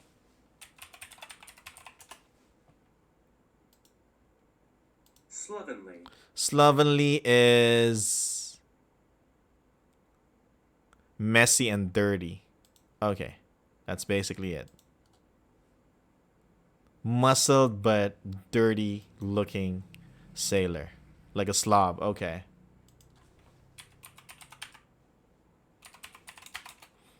Alright. Dirty. Like a slob. Okay. Sailor. Bit stinky too. Okay. Bran has a slight issue with drink and after drinks, gambling. Okay. This combination frequently gets him in trouble. Bran doesn't take well to people. Doesn't take well to people other than his mother scolding him. Alright. Am I attending Christmas Toy Fair this weekend? I want to, but I cannot because virtual D&D weekend is also happening this weekend. But if you're attending the Christmas Toy Fair or ToyCon this Friday or the weekend, if you visit the D&D movie booth, the tavern experience, I heard that there are some snitches there. Some greasy, super greasy snitches. So if you see one, you see two, more than one, make sure you have a photo with them and before they get absorbed by a gelatinous cube. So yes, catch them snitches. Yeah. And I heard they're in cosplay too. So yeah, ToyCon happening this weekend here in the Philippines in Mega Mall. And lots of toys being sold there. Good bargain, lot of stuff. Some members of the Greasy Snitches will be there. They have a booth like Dice Key, so they're selling dice. You have Hey Meepling, selling like character tombs and other D&D paraphernalia. And then you have Wasabi Buns, which is part of our Greasy Snitches stream. And Wasabi Buns is selling like stickers. It's basically anything that she can sell to feed her cat. Yeah. So if you're going to ToyCon tomorrow or the weekend, make sure you visit those booths. Going back. So we don't learn anything from Brand. How about Rudd Logan? Half orc. Another of Poppy's son, a half-orc wearing leather armor, Rudd enjoys mental challenges and is very curious. He's likely to ask the adventurers about their past experiences. And then Martha. Martha, don't tell Superman or Batman about that. So Martha Logan is here. Is one of Poppy's daughters. She has an athletic build, red hair, practical braid, wears sturdy sailor garb. She can usually be found. Why did you say that? It's right there. She can usually be found steering the ship and acts like she is obviously second in command. She's fond of physical challenges and can usually best her brothers and sisters at any of those easily. You are free to improvise other members of Poppy's sibling crew. What will be like a good child of Poppy? Like if we were to create an NPC that's the child of Poppy, Logan. The crew is not very aware of what's going on in the Isle, and they refer those types of questions back to Poppy. So we didn't really learn anything about Poppy's kids. I mean, like, we didn't learn anything about the adventure or Flamstered or a quest from Poppy's kids. So it's just get to know them. And development. Traveling from Kaer Morhen to the Isle of Flamstered takes several days. As they arrived there, they met with rocky cliffs and utterly bare island. Okay. Let the characters speculate freely and come up with options reaching Flamsterd's underwater tower. As the Shantu rounds the southern cape of the island, the ship's lookout calls out as they see a large patch of thick jungle. Utterly out of place in the cold, wet climes of the Moonshaes, the coast is covered in dense tropical foliage. And from the ship, you can see the start of a path cutting through that jungle. Why is there a jungle in Flamstered? Again, Flamstered, the Archmage, blew up the island of Flamstered. Alright. So there should be like nothing there. It should be bare and just be like whatever can survive a big blast like monsters. It's probably going to be there. But here, when we arrive, when the adventurers arrive, there's a thick jungle. What's going on? And when they arrive at the Isle, finding the jungle where there should be none, a straight path leads to the jungle, showing clear signs of habitation. Perhaps they can find somebody at the road's end and can lead them to the Archwizard. Okay? I think these are the apprentices. So this part takes place on the Isle of Flamstered, initially traveling a curiously straight path, though a dense multicolored illusionary jungle, and ending up on a mountainside where Flamstered's young apprentices have made camp. Okay. The characters must make their way through the jungle, help the apprentices, and deliver their message to Flamstered. As you row ashore, you arrive at a small beach of the pristine white sand. Oh, wow. Okay. A dense jungle blocks all progress further onto the island except for a 5-foot wide path cutting through it. The plants you can see have leaves of many colors, all of them bright. The party can either take the path ahead of them, wander down the beach in either direction, or try to enter the jungle. You know what?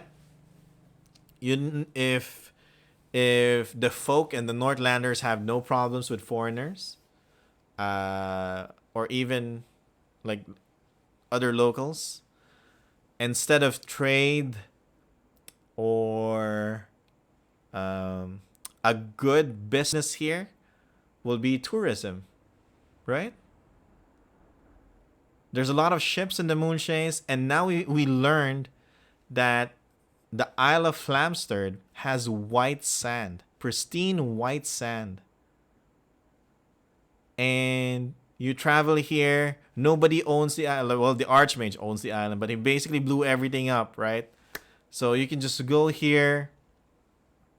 And if you're an adventurer, you are hired as like the bodyguard for tourists, making sure that no monster attacks whoever's paying you, right? While they enjoy the beach. And then bards can have like rave parties here, late night drinks and like uh, campfire stories, things like that. I think that'll be good business if they decide to do that.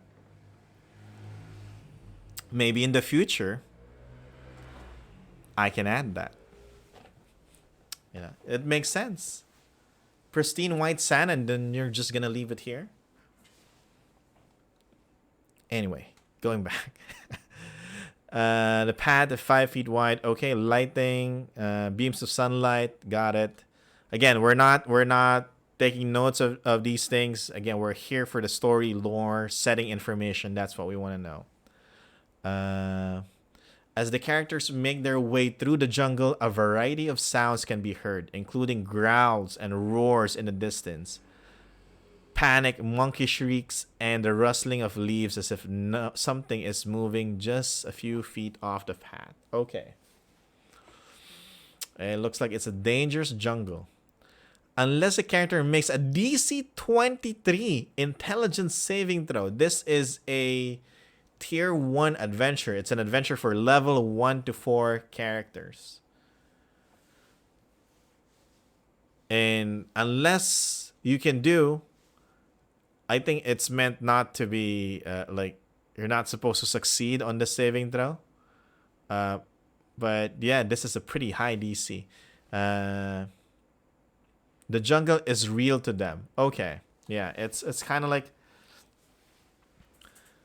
we want to make sure that you see this and it's real and it's not fake. So yeah. If they do make the save, the entire jungle and its denizens become somewhat transparent to them. Okay. You know that you're in the Matrix if you succeed on a DC 23 intelligence saving throw. Okay. If one of the characters use detect magic, they see magic from the illusion school all around them. But even with that knowledge, they still need to make the saving throw for the illusion to not feel, smell, and sound and act real to them. Okay? Traveling the path. It's an unnatural path, so it should be an experience created by Flamster to unnerve his apprentices. This is not for the adventurers. This is for his apprentices. The jungle should do the same for the party because they're here. As they make their way through, sounds attempt to lure them off the path, such as threatening noises, calls for help, etc. Okay, the idea here is to make their travel as weird and worrisome as possible. So there are some suggestions to make the jungle travel unnerving. Weirder is better. Again, we're not here for the mechanics. We're just kind of glancing over these things. So loud cry for help. Okay. Tiger with bright purple eyes might appear. Red stripes. We just read recently about a Rakshasa. So still a bit traumatized with tigers and stuff. Or disappointed rather, not traumatized. A large yellow and green snake slithers across the path. Okay. Got it.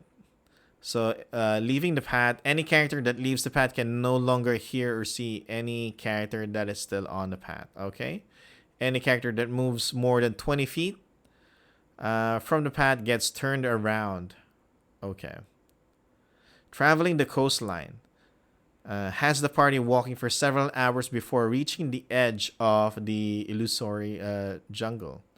From there, they can circumnavigate the jungle to reach Scene B. Okay. And Scene B. Once they pass through the jungle, we read this. Behind you, the jungle forms a straight line, stretching north and south beyond your vision. With only the path you use cutting through, ahead of you is a barren mountainside. A few hundred feet away, there's a large white tent sticking out above a group of boulders. Smoke is drifting up from behind it. As you approach the camp, you find two teenagers by a campfire. A boy and girl that look remarkably similar. The boy is busy bandaging the girl's leg. Once they spot you, they seem confused and a little wary, initially questioning how they got here and if they are real at all. Okay, the mountainside is rocky. Got it. And we have Gully Gormson, another Northlander. So son of Gorm, I'm assuming. Although it's not like double S.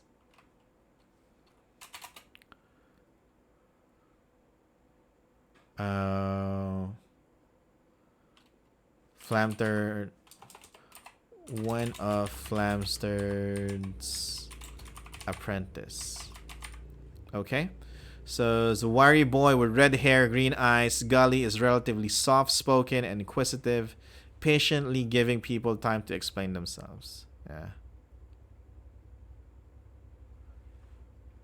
Yeah. And then you have Irsa, Gorm's daughter. Yeah, you have that. So, yep.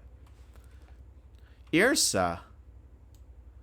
This name sounds familiar as... Did we see this name before?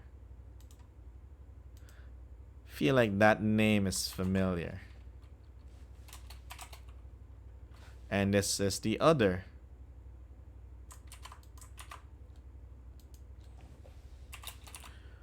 Brother of Irsa.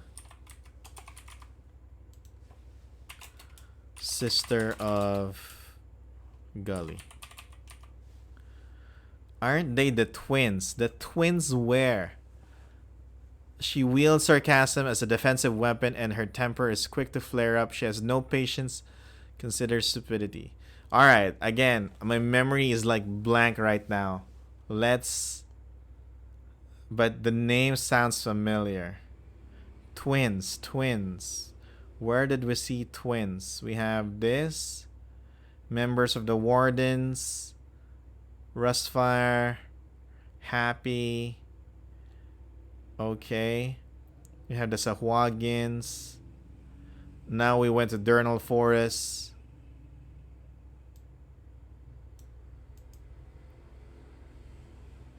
These are the goblins. Bloodvarer. Alright, there's a lot of people in Bloodvarer. Alright, here.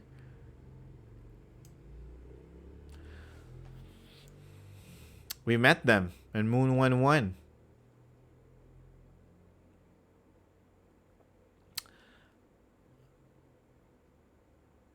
I remember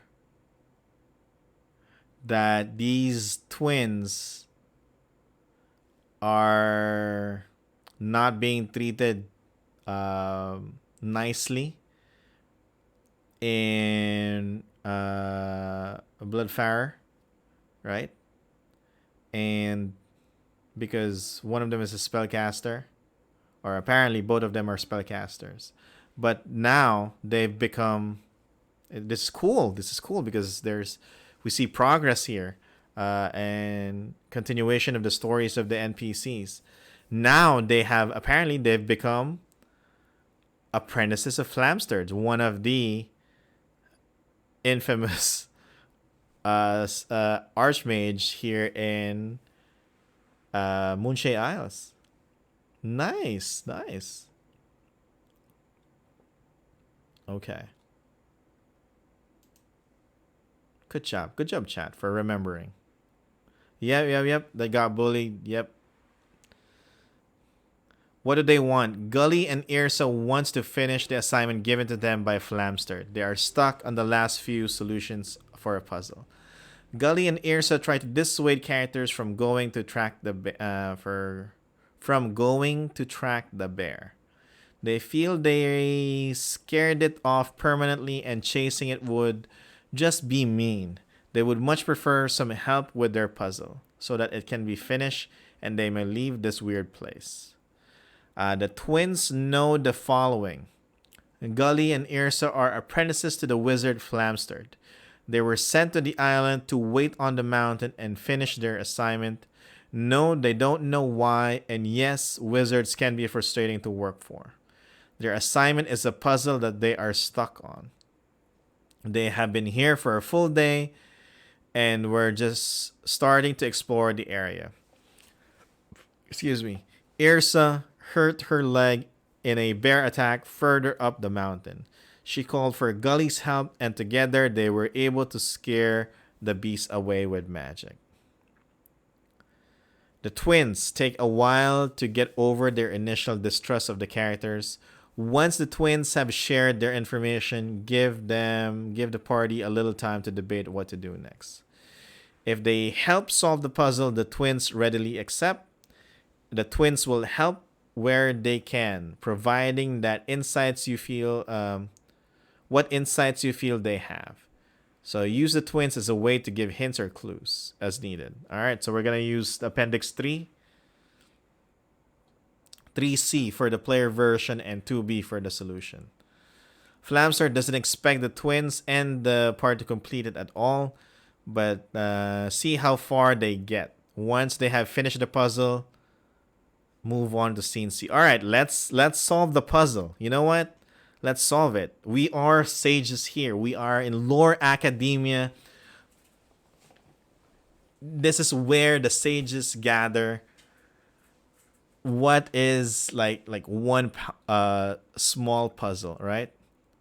Let's see if we can beat Flamstered's puzzle. Appendix 3C for the player version. Scroll. Appendix 4. 3C. Ugh, that's hard to read. All right, let me zoom.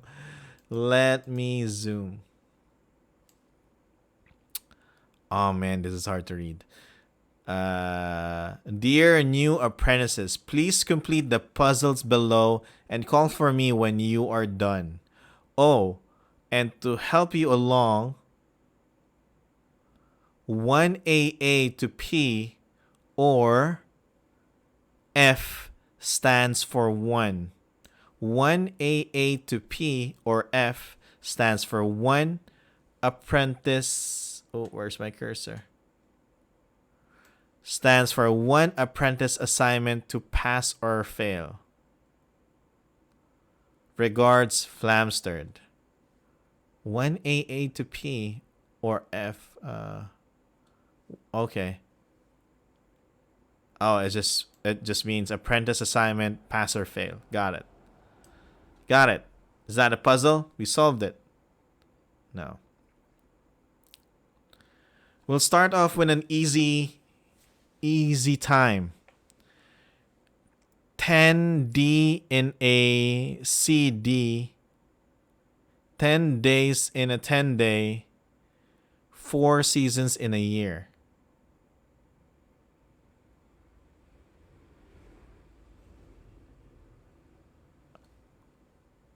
Is this a riddle?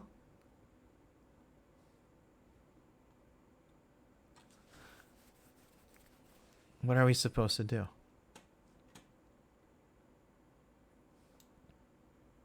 Those are examples? No, this is the whole puzzle because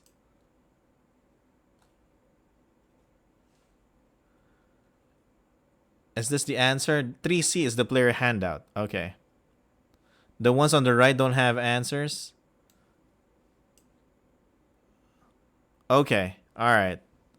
Oh, you're right. All right. So let's look at the examples. So 10D to a TD, 10 days in a 10-day. 4S in a Y, 4 seasons in a year. All right. 5H in a YPS, 5 holidays in a year. All right. Oh, so these are basically the ones that have already been answered by the twins, I think.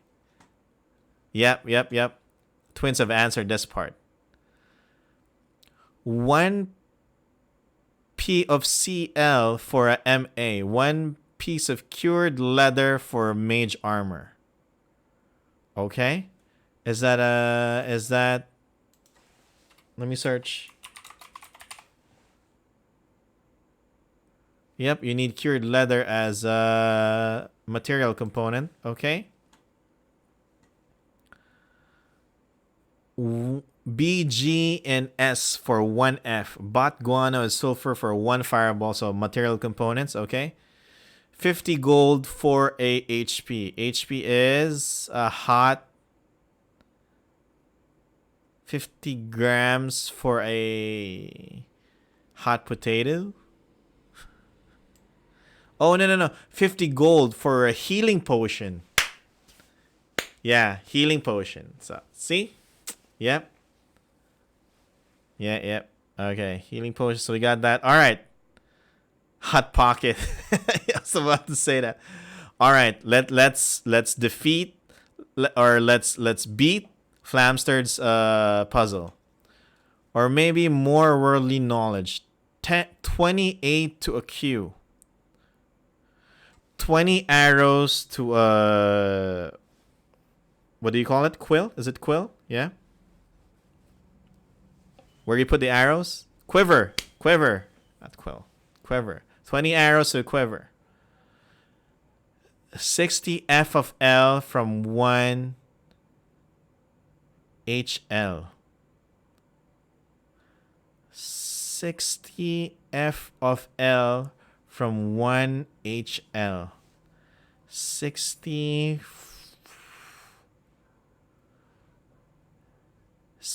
feet. 60 feet. 60 feet of lightning from 1 healing lightning. 60 feet of damn, this one is hard. 60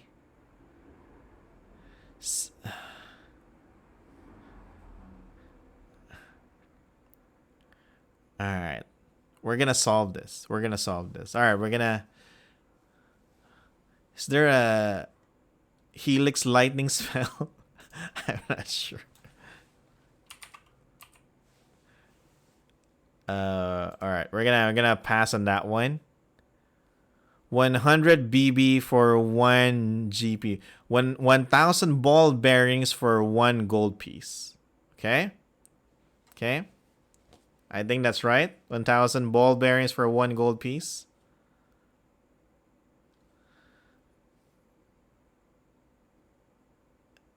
Not magic related, so this might be an equipment. Yeah, because the other one is ball bearing, so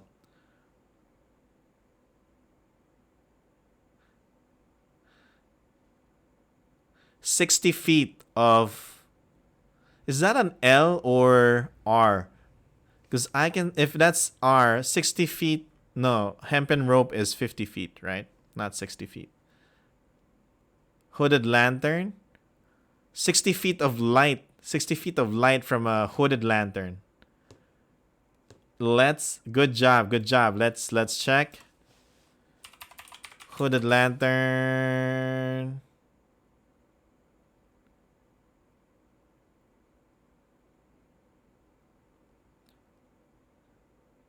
Yeah, 30 foot of light and then additional 30 feet of dim light. So yeah, 60 feet of light. Good job. All right. What else? We have the right sages here. Is this a T? 8T on an O. So these are the hard ones. 8T on an O. That's a T, right? I think that's a T. Yeah. 8 times on a... What's an O? What do you do? 8 times... It's not arrest. 8...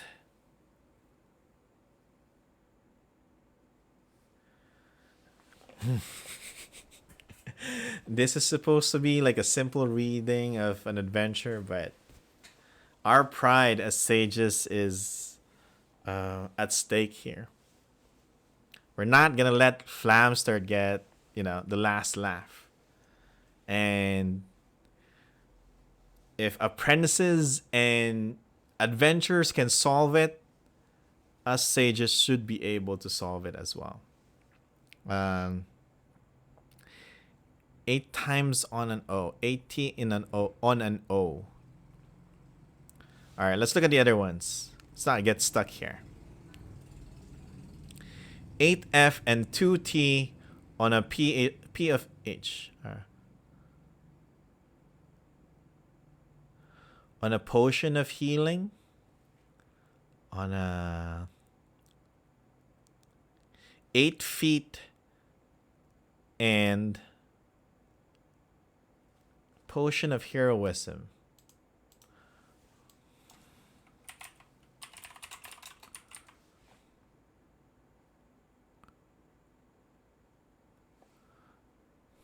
No, because 8F doesn't say anything. It's hit points for heroism.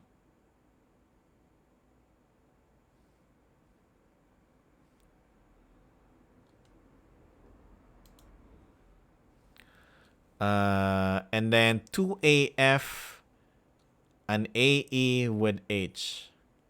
2AF an AE with H. Damn. Can't even get one of the hard ones.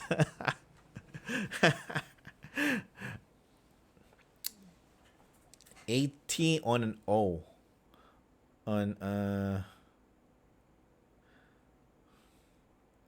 oval. What else do you use O in adventures? O.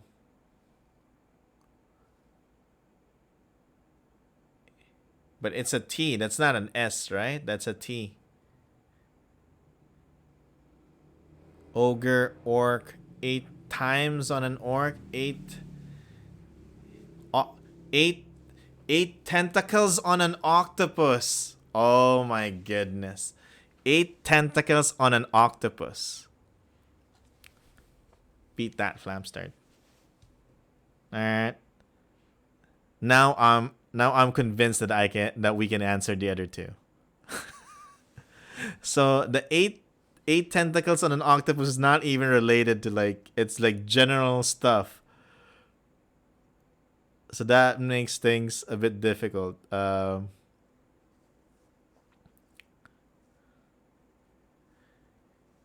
8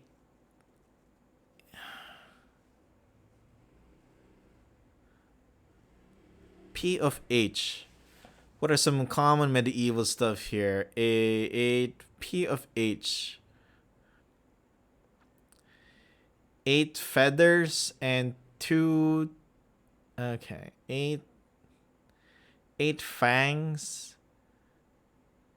8 feet and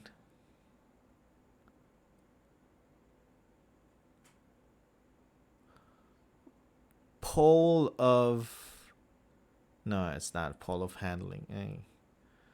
Pole of, there's no pole of handling. Pole of, no, 8 feet and, damn, are we gonna surrender? We got 1. We got, how many did we answer? 1, 2, 3, 4, 5, 6, 7, 8, 9, 10, 11, 12. So we got 10 out of 12. That's what? Stream doesn't end until it's solved. Oh, are you challenging me? None can leave. As long as you all stay here until we solve it, I'm good to stay. P and H. 8F 2T. Can we get like a streamer or someone who can, I don't know, like call for help? Potion of, and it's not potion of heroism though. Potion of heroism, it's for 1 hour you gain 10 temp hit points. You You're under the effect of bless. That's it.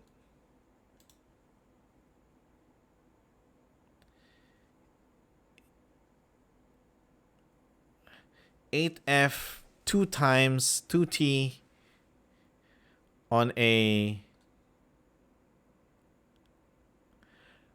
piece of H on a half.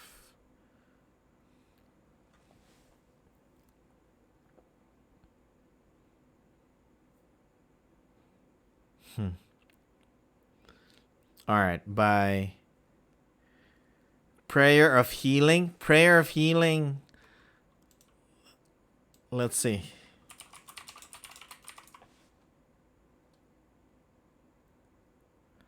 Up to 6 creatures. Each regain hit points equal to 2d8. Alright, that's an 8 of your spellcasting modifier. Effect on undead or constructs.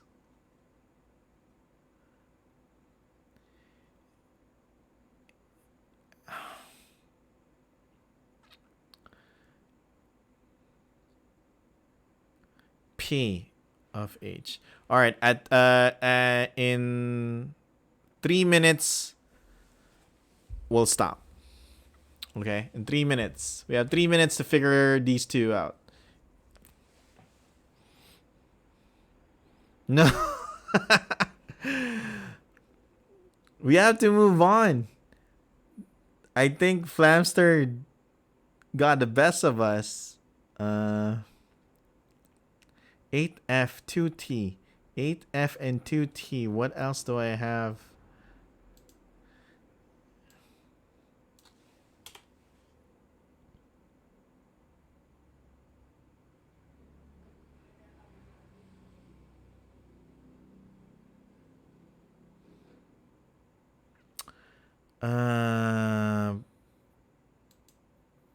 Okay.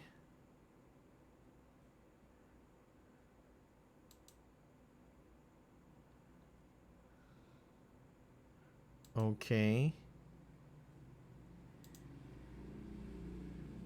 You'll try to solve it offline. 8.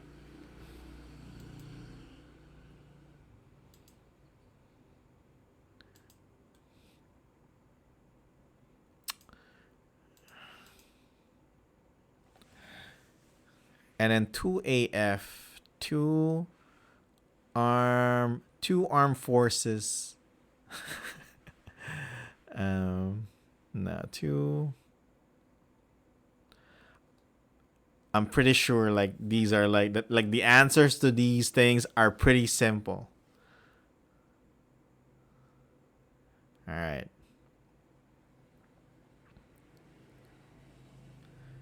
Okay.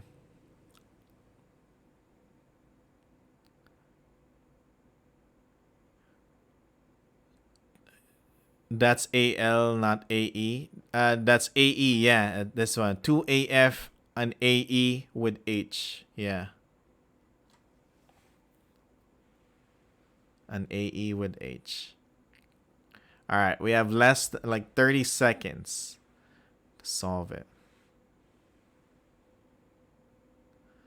Alright. I'm not thinking of anything. 2 8F 8 floors and 8 feet and 2. Any more at the bottom? No, that's it. This is the last 2. Like there are only 3 hard ones. We got 1.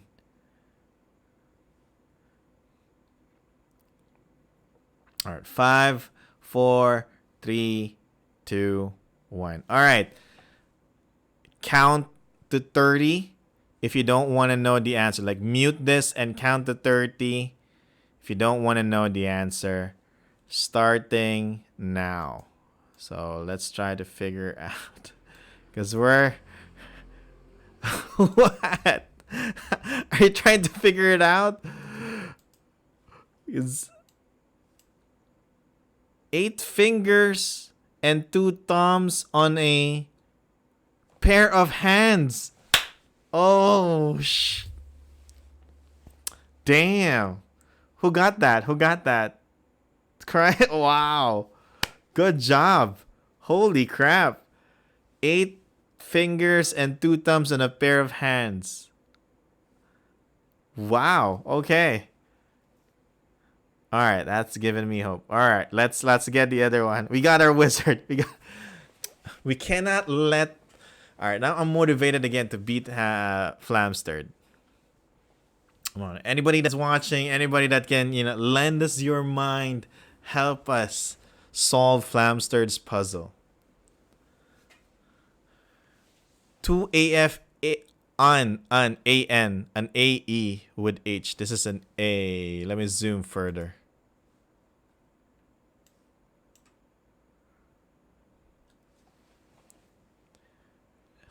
Yeah. 2. Like these are not related to like D&D anymore. These are like just like generic, like anything under the sun.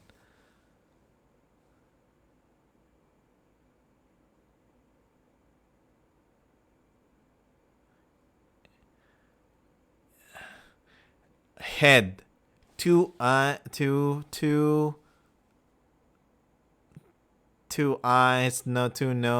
ears. So one more. This is, by the way, we got a passing score. All right, I would just like to say that you got a passing score. It's just one thing that we didn't answer so far. I'm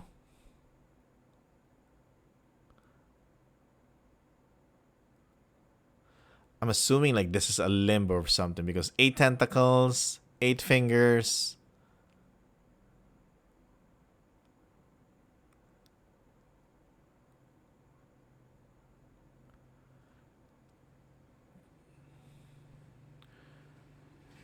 With a hand, with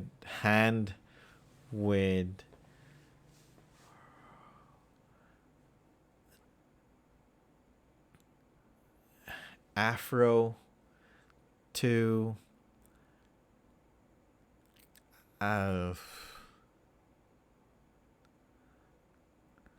feathers, 2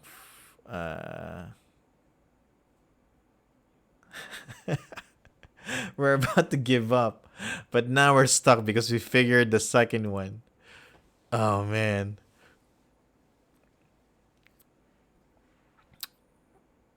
2 we can do this. All right. 2 Abercrombie Refitch. 2 adults.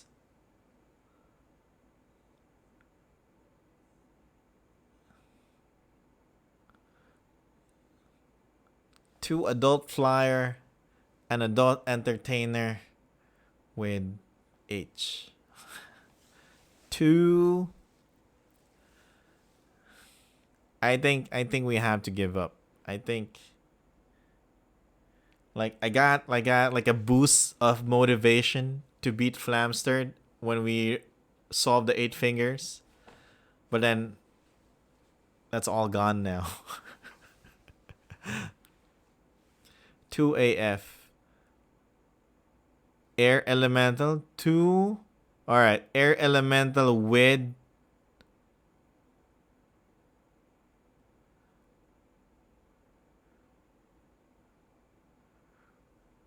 air elemental with hover. What's this? 2A flying, 2 flying speed, 2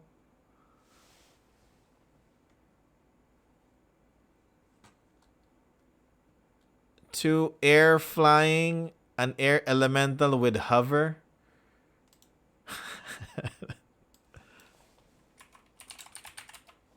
Will that help us? Air elemental, 90 feet. 2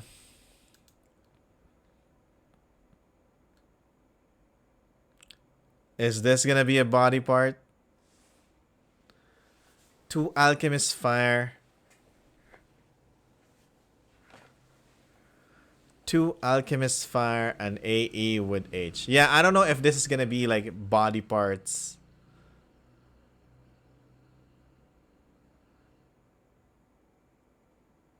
Is there any internal organ that starts with A? Oh, Arcane Focus? 2 Arcane Focus.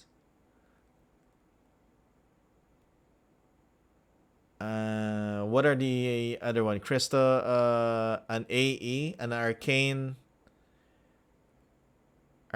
E with... No.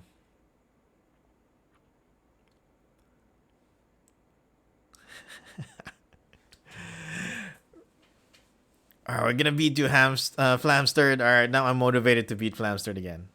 2...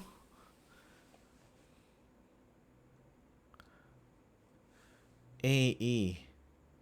Internal organs. No. Ribs, no. AE. Air. 2 airflow. 2... Thinking of lungs, but no. 2... What else do we have? I probably sound dumb on stream right now. I'm just repeating like 2... 2... 2... What?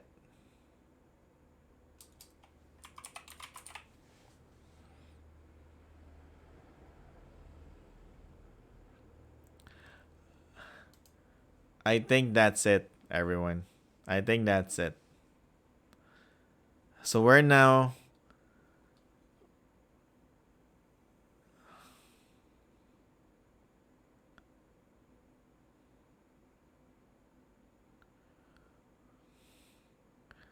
Extra attack. With halberd. 2 AF. I already said that we're giving up. Come on.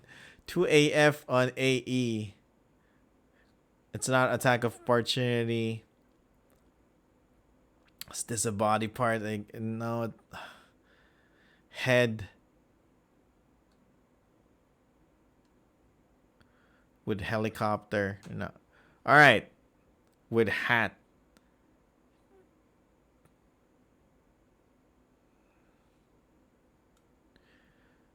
Two arcane focus. And AE with hat.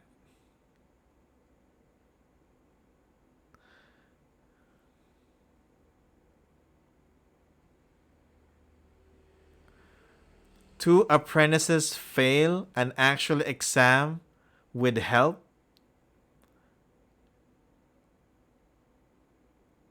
That is like the best answer. If that is the answer, wow. Like, wow. Two apprentices fail an actual exam with help. If that is the answer.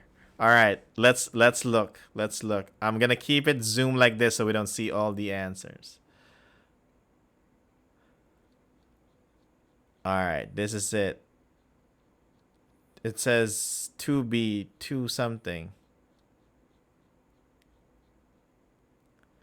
The puzzle. All right, we're going to go. 50 gold for HP, 50 gold for a healing potion. Okay. Boss champ, no.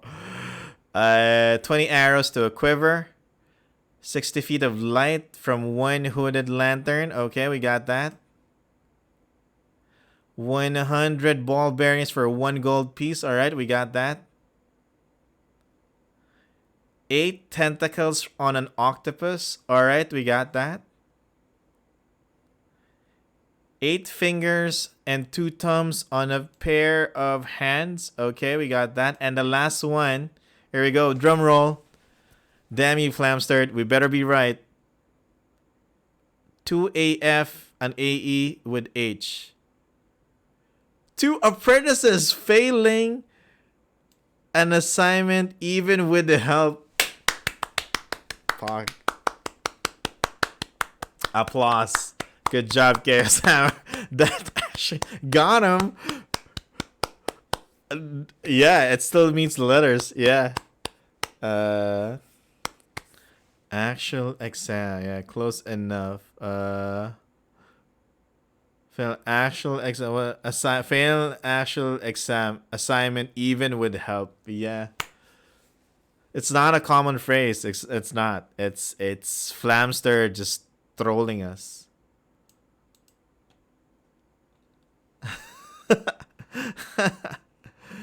I don't think so. This puzzle is meant to be a diversion. Actually, let's zoom out.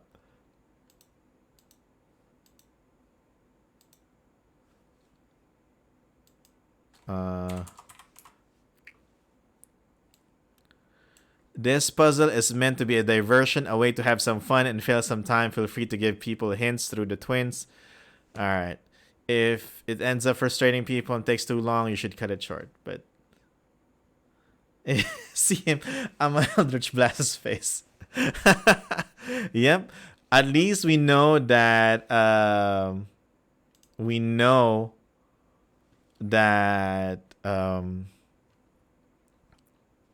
Flamster is a troll, you know. Likes to have fun. So where were we? Going back. I don't think we can read another adventure after this. This is supposed to be a 2-hour adventure.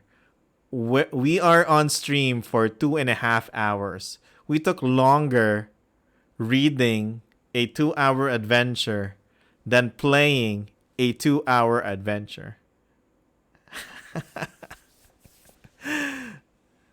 Okay. So we can now go to scene C. Since we solved it. Almost. Right? We didn't get like 100%. We got like 98% of it. We got like 2 words wrong. 2 letters wrong.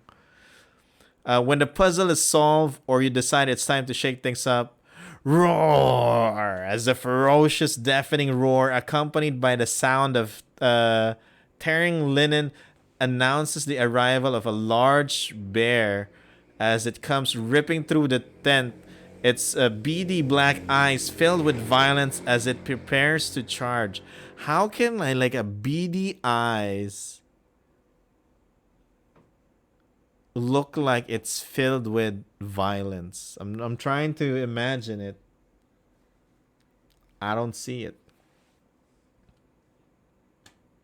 99.95%.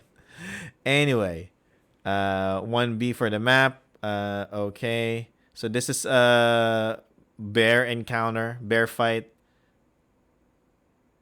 So this is the one that wounded Irsa, I think.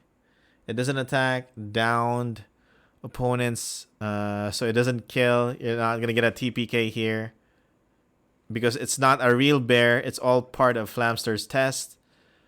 As such, the fight is not intended to kill the twins or the party. All right. That creature must be enraged from the puzzle. Definitely. Yeah. The twins have already used most of the magic they had, so they have no more spell slots. Excuse me. And Irsa can only move at half speed. Okay. They can use Firebolt cantrip on their initiative.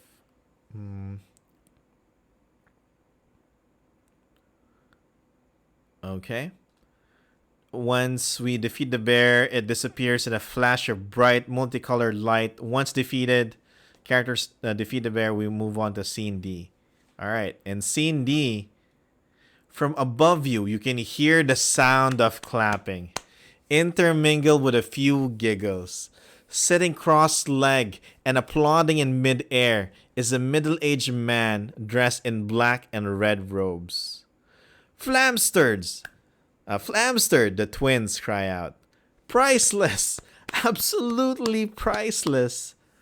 Oh, hi Gully. Hi Irsa. Oh, and hello to you too, adventurers. Elder, who needs to like learn magic, right? If you can just make a pact with an entity and learn Eldritch Blast and cast it on the Archmage. Sure. Flamstern is a combatant, right? This is like an old. Let's Google this.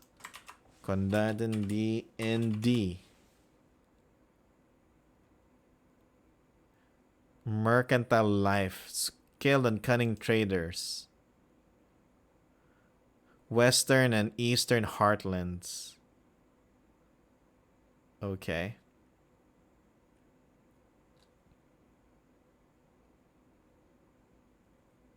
Okay.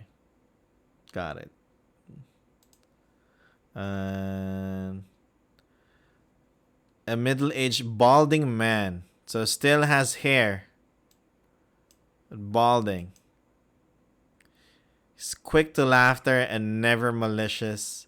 Yet he has very little patience for those that would question him or his motives. What do they want? So Flamsterd wants to stop laughing, congratulate his apprentices, and read the character's message.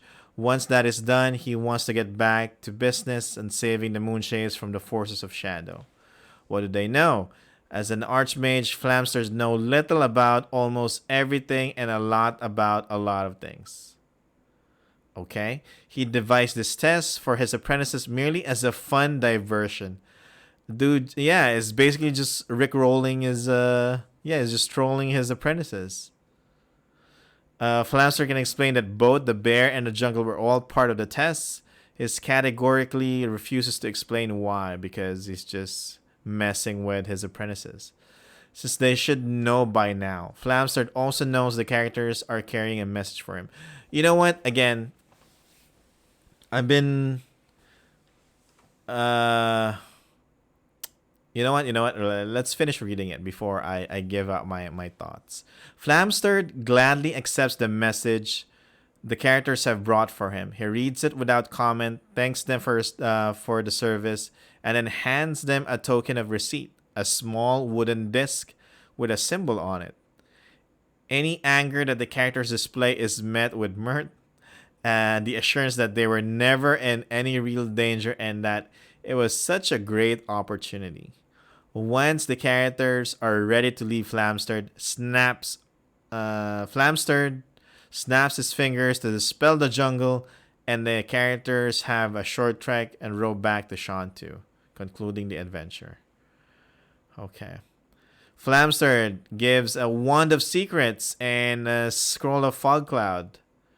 If they can see the humor in his actions, he awards it to them because he's a prankster. Flamster is a prankster. And if you're okay with the prank, he awards it to them because it's good to see you being good sports about this. Yep. If his actions instead anger the characters, he offers the item as compensation for his actions. Okay. On the trip back to Kaer Morhen is uneventful but rainy. Theodric is happy to see them and asks for their report and token of receipt. Assuming the party presents them, he directs the bursar of the Trade League. This is a new one for me. A bursar is a... bursary. Like a scholar? No. I have bursary. That's the word that I... Is this like a...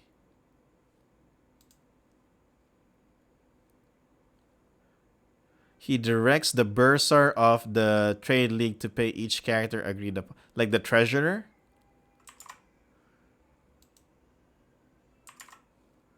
Yeah, that's what I'm thinking. It's a professional administrator, school, university, often with financial role. Alright, yeah. Like...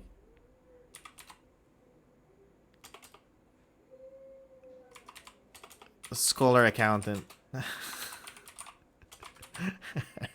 That's what I have. Okay.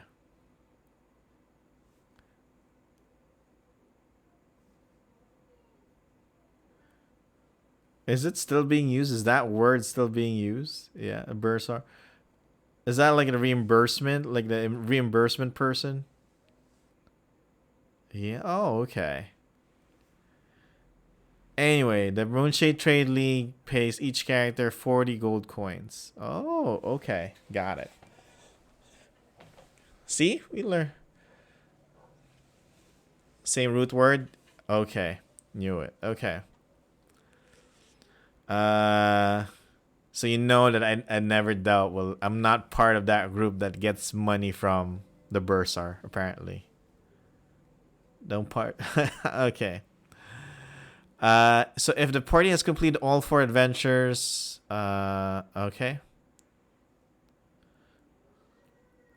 Concluding the series. We're not concluding it yet, so I guess we're not gonna read this yet because I think it's gonna be the same for each one. Masking of a hero. So we got rewards. We got Kefre Amkamtra. So this is the High Queen. This is what she looks like.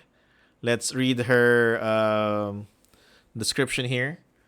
So, an accomplished paladin of Siamorph and a wealthy scion of House Amkantra, High Queen Kefre, there you go. That got a pronunciation right here. High Queen Kefre. Where is that? High Queen Kefre is a capable military leader, outgoing, and loves her husband dearly. Though assigned a different gender at birth, Kefre pursued magical means to help harmonize her sense of self, a background that was unremarkable to Derrid and others familiar with the Fae. Oh, interesting. Kefre's wealth and connections have helped maintain the royal court in Caer Caladir. She has birthed 2 children with Derrid, and she's especially worried about the fate of her son as he's held hostage by the Omnians in Snowdown. You know that. She personally trains and commands the elite royal guard that protects the royal household. She has brought worship of Siamorph, probably pronouncing that wrong, to the Moonshaes, where she has encountered resistance to the new gods because, again, Moonshaes, the Earth Mother, is the one that's being mainly worshipped here. Even after more than a decade in the Moonshaes, she still feels like an outsider. She doesn't let this deter her from her duty. All right. So Kefre believes that rulers have a duty and obligation to the ruled, and Kefre will do all she can for the Moonshaes and House Kendrick. Okay. Noted. And then who's this guy? Flamstered. This is Flamstered. This is what it looks like. All right. Let's see what Flamstered. See some information about Flamstered. Flamstered is a wizard who emigrated to the Isle of Dywell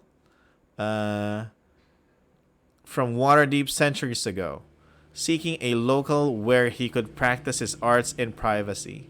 Flamstead was a relatively gentle man and well thought of around the Isles. The folk, Luir, dwarves, and halflings alike. Luir are like elves here in the Moonshaes. He had a propensity for wandering the Moonshae Isles on mysterious errands, helping those in need he came across.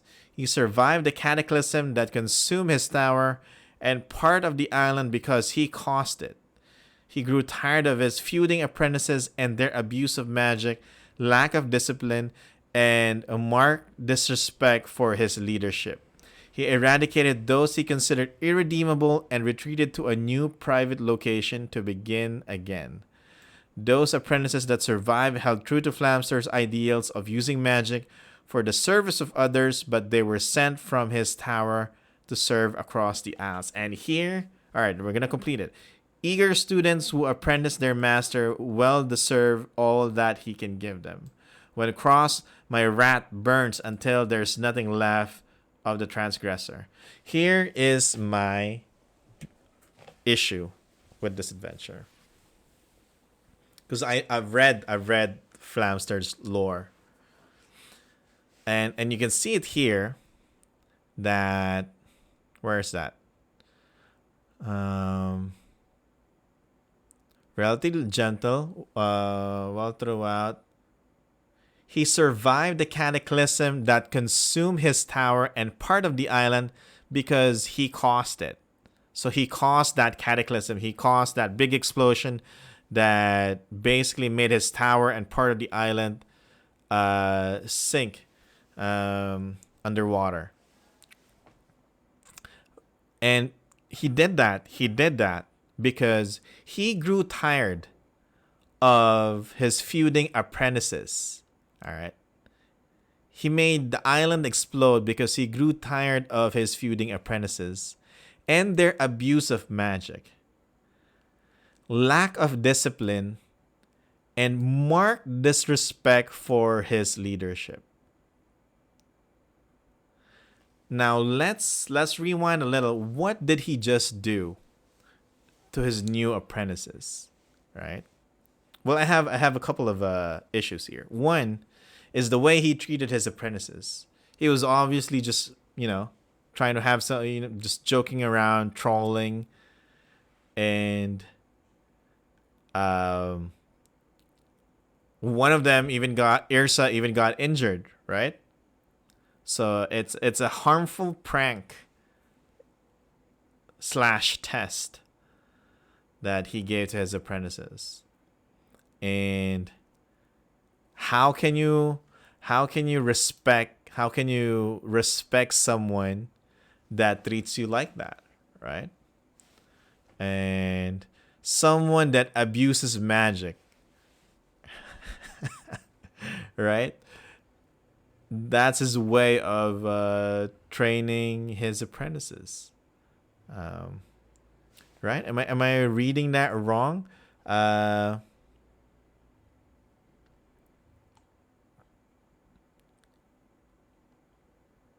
Like,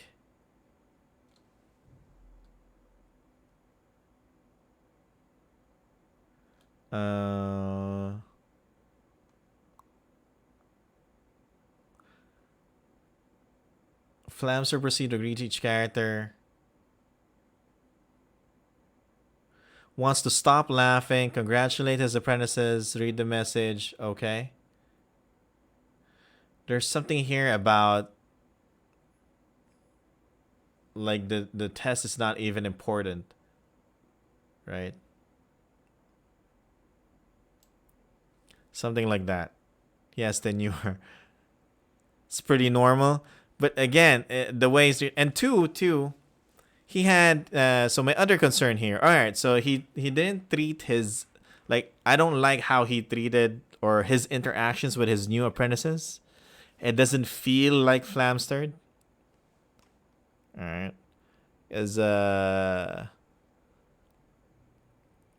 and then the second one is he blew up his island because he grew tired of his apprentices, but now he's taking apprentices again, right? What made him do that? Like, so he knows now that because of his action, because of him sharing his knowledge of magic to other people, aka his apprentices, they start to fight one another and abuse their magic, not respect Flamstered, and he grew tired of it and he blew them all up. Right? He killed those apprentices. Not all of them, some survive, but a lot of those apprentices died from his actions. And then here he is now in present day, just nonchalantly taking in apprentices again. Right? So that, I could see it happening, but I need an explanation of why is he taking apprentices again? And why has he, like, Why is he not dead? Meaning, why is he?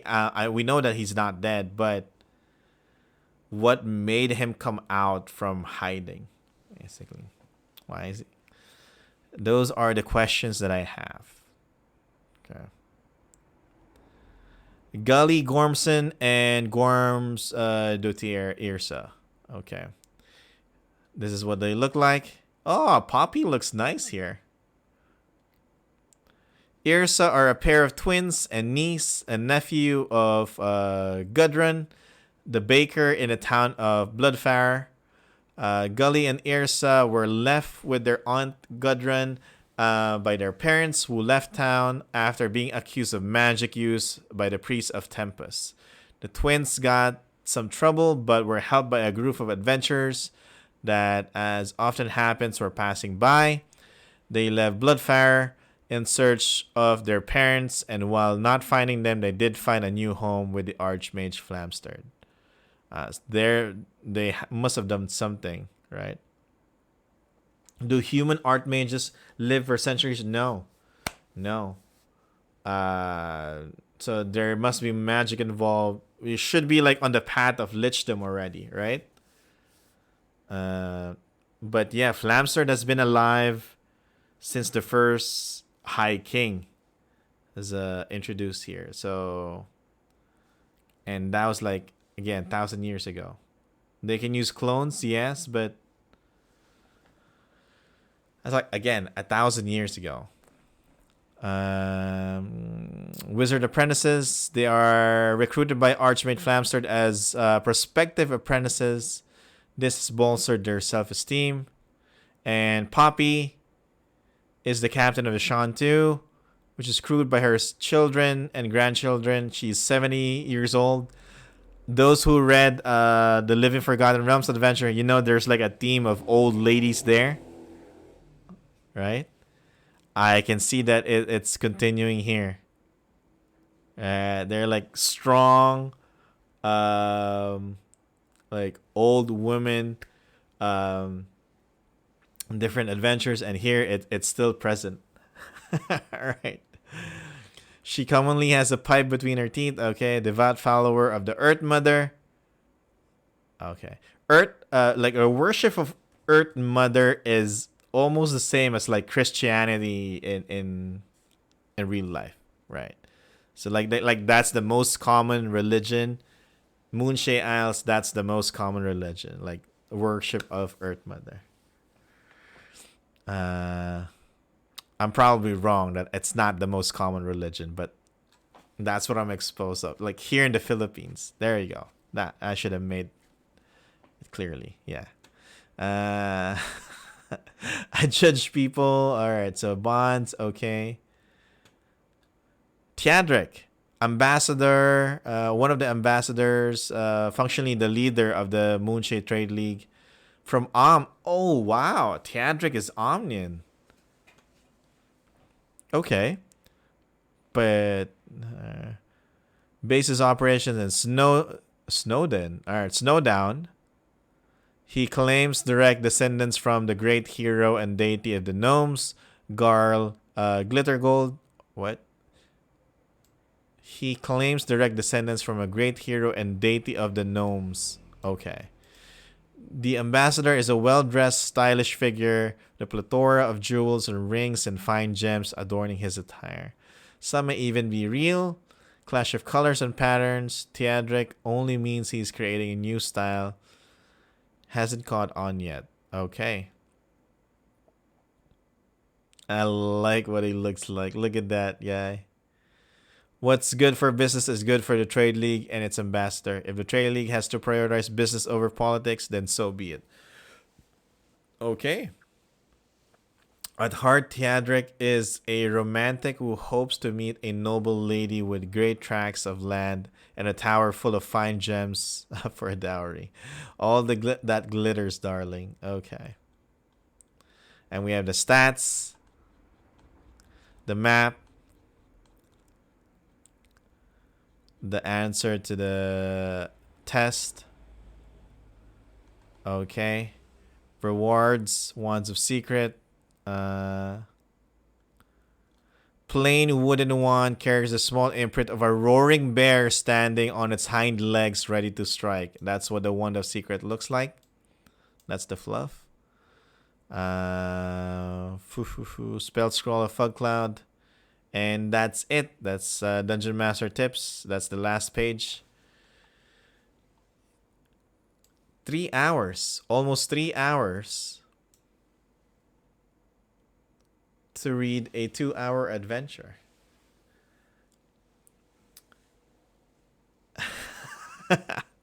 But what's important here is we all had fun, right? That's what's important here. It's good to see that characters from Moon1-1 are present here in Moon1-2. It's awesome that we know now that Flamstered is alive. So it's confirmed that Flamstered is alive. And he has new apprentices. And he's still trying to save the Moonshaes. Looks like he's still one of the good guys. Alright. And that is good information. And that is actually big information. Because, again, before reading this adventure, based from the documents that I've read, yeah, Flamstered is alive, yeah. What did I say? I said Flamstered, right? Did I say something else? Did I say Flounder or something? But anyway, what's this? Before reading this adventure, the common knowledge is that Flamstered died after... Oh, I mean, it's the real... Oh, you're right. You're right. We're not sure if it's the real Flamstered. But a Flamstered is alive. Okay. A Flamstered is alive. That's been confirmed. After the cataclysm that Flamstered caused on his island, everyone is under the assumption that he died in that as well, together with a lot of his apprentices.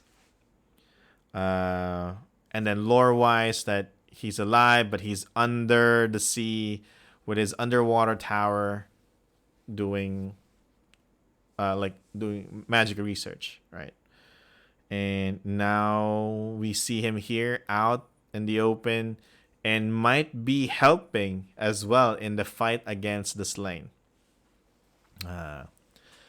So good to know. So this is a good adventure for us to read because now we get to visit Flamstered Island, or the Isle of Flamstered. I really enjoyed that. I'm okay with spending a lot more time than we're supposed to in Moon1-2 because again we learned a lot. I'm not expecting a lot from a 2-hour adventure, but this is okay. I'm not convinced with Flamstered's new behavior, or probably because this Flamstered may not be the real Flamstered, maybe a clone of Flamstered. That's why his personality is a bit different, right? I can see that explanation. But yeah, that is Mind the Missive. That is Moon1-2. Again, if we look at the story paths for Moon1, for Rising Shadows, we are here in the middle, or below the middle, where the feet of the dragons are at, the circle that's being grabbed by the dragon's feet. That's where we're at right now, and that story we're in the middle of the Rising Shadows storyline right now. So yeah, and then once we're done with Moon1-2 to Moon1-5, we're gonna go back all the way to the top to Moon2 upper left, and that's where we're gonna go. But if you want to play this adventure, usually this is how it goes. So Moon1, Moon2, Moon8, Moon12, and then Moon19, Moon20, or Moon1, Moon 1-1, Moon 3, Moon 7. You just basically follow the arrows. That's how it goes. Yeah, that's how you play it. It's nice. And it's nice to see a purple dragon there too. And that is it for me. Thank you very much for staying here. Thank you for staying awake, especially for those who are in the Philippines. It's almost 2 a.m. You're still awake. Good job. Kudos to you. This is the last day for this week that we're going to do Lore Academia. So we only do Lore Academia from Mondays to Thursdays, 11 p.m. Manila time or 10 a.m. Eastern Standard Time. So good job, everyone. We learn a lot tomorrow. Next week. Oops. It's like a car. Whatever that motorcycle just passed by. My office. Monday, we're gonna read Moon 1-3. I'm assuming that's also a 2-hour adventure, like Moon 1-2 to Moon 1-5. And yeah, to those that just joined us today, if you had fun, you want to learn more about the Moonshaes, Monday to Thursday is the day that we're gonna hang out here. So thank you everyone that just joined. If you wanna keep yourself updated with what's going on, you can follow me here. If you missed the stream, you can I'm gonna upload the VODs in YouTube, so there you go. Thank you everyone for joining. We'll see you. Good job in solving the puzzle of Flamstered. See you next week, everyone. Bye-bye. Peace.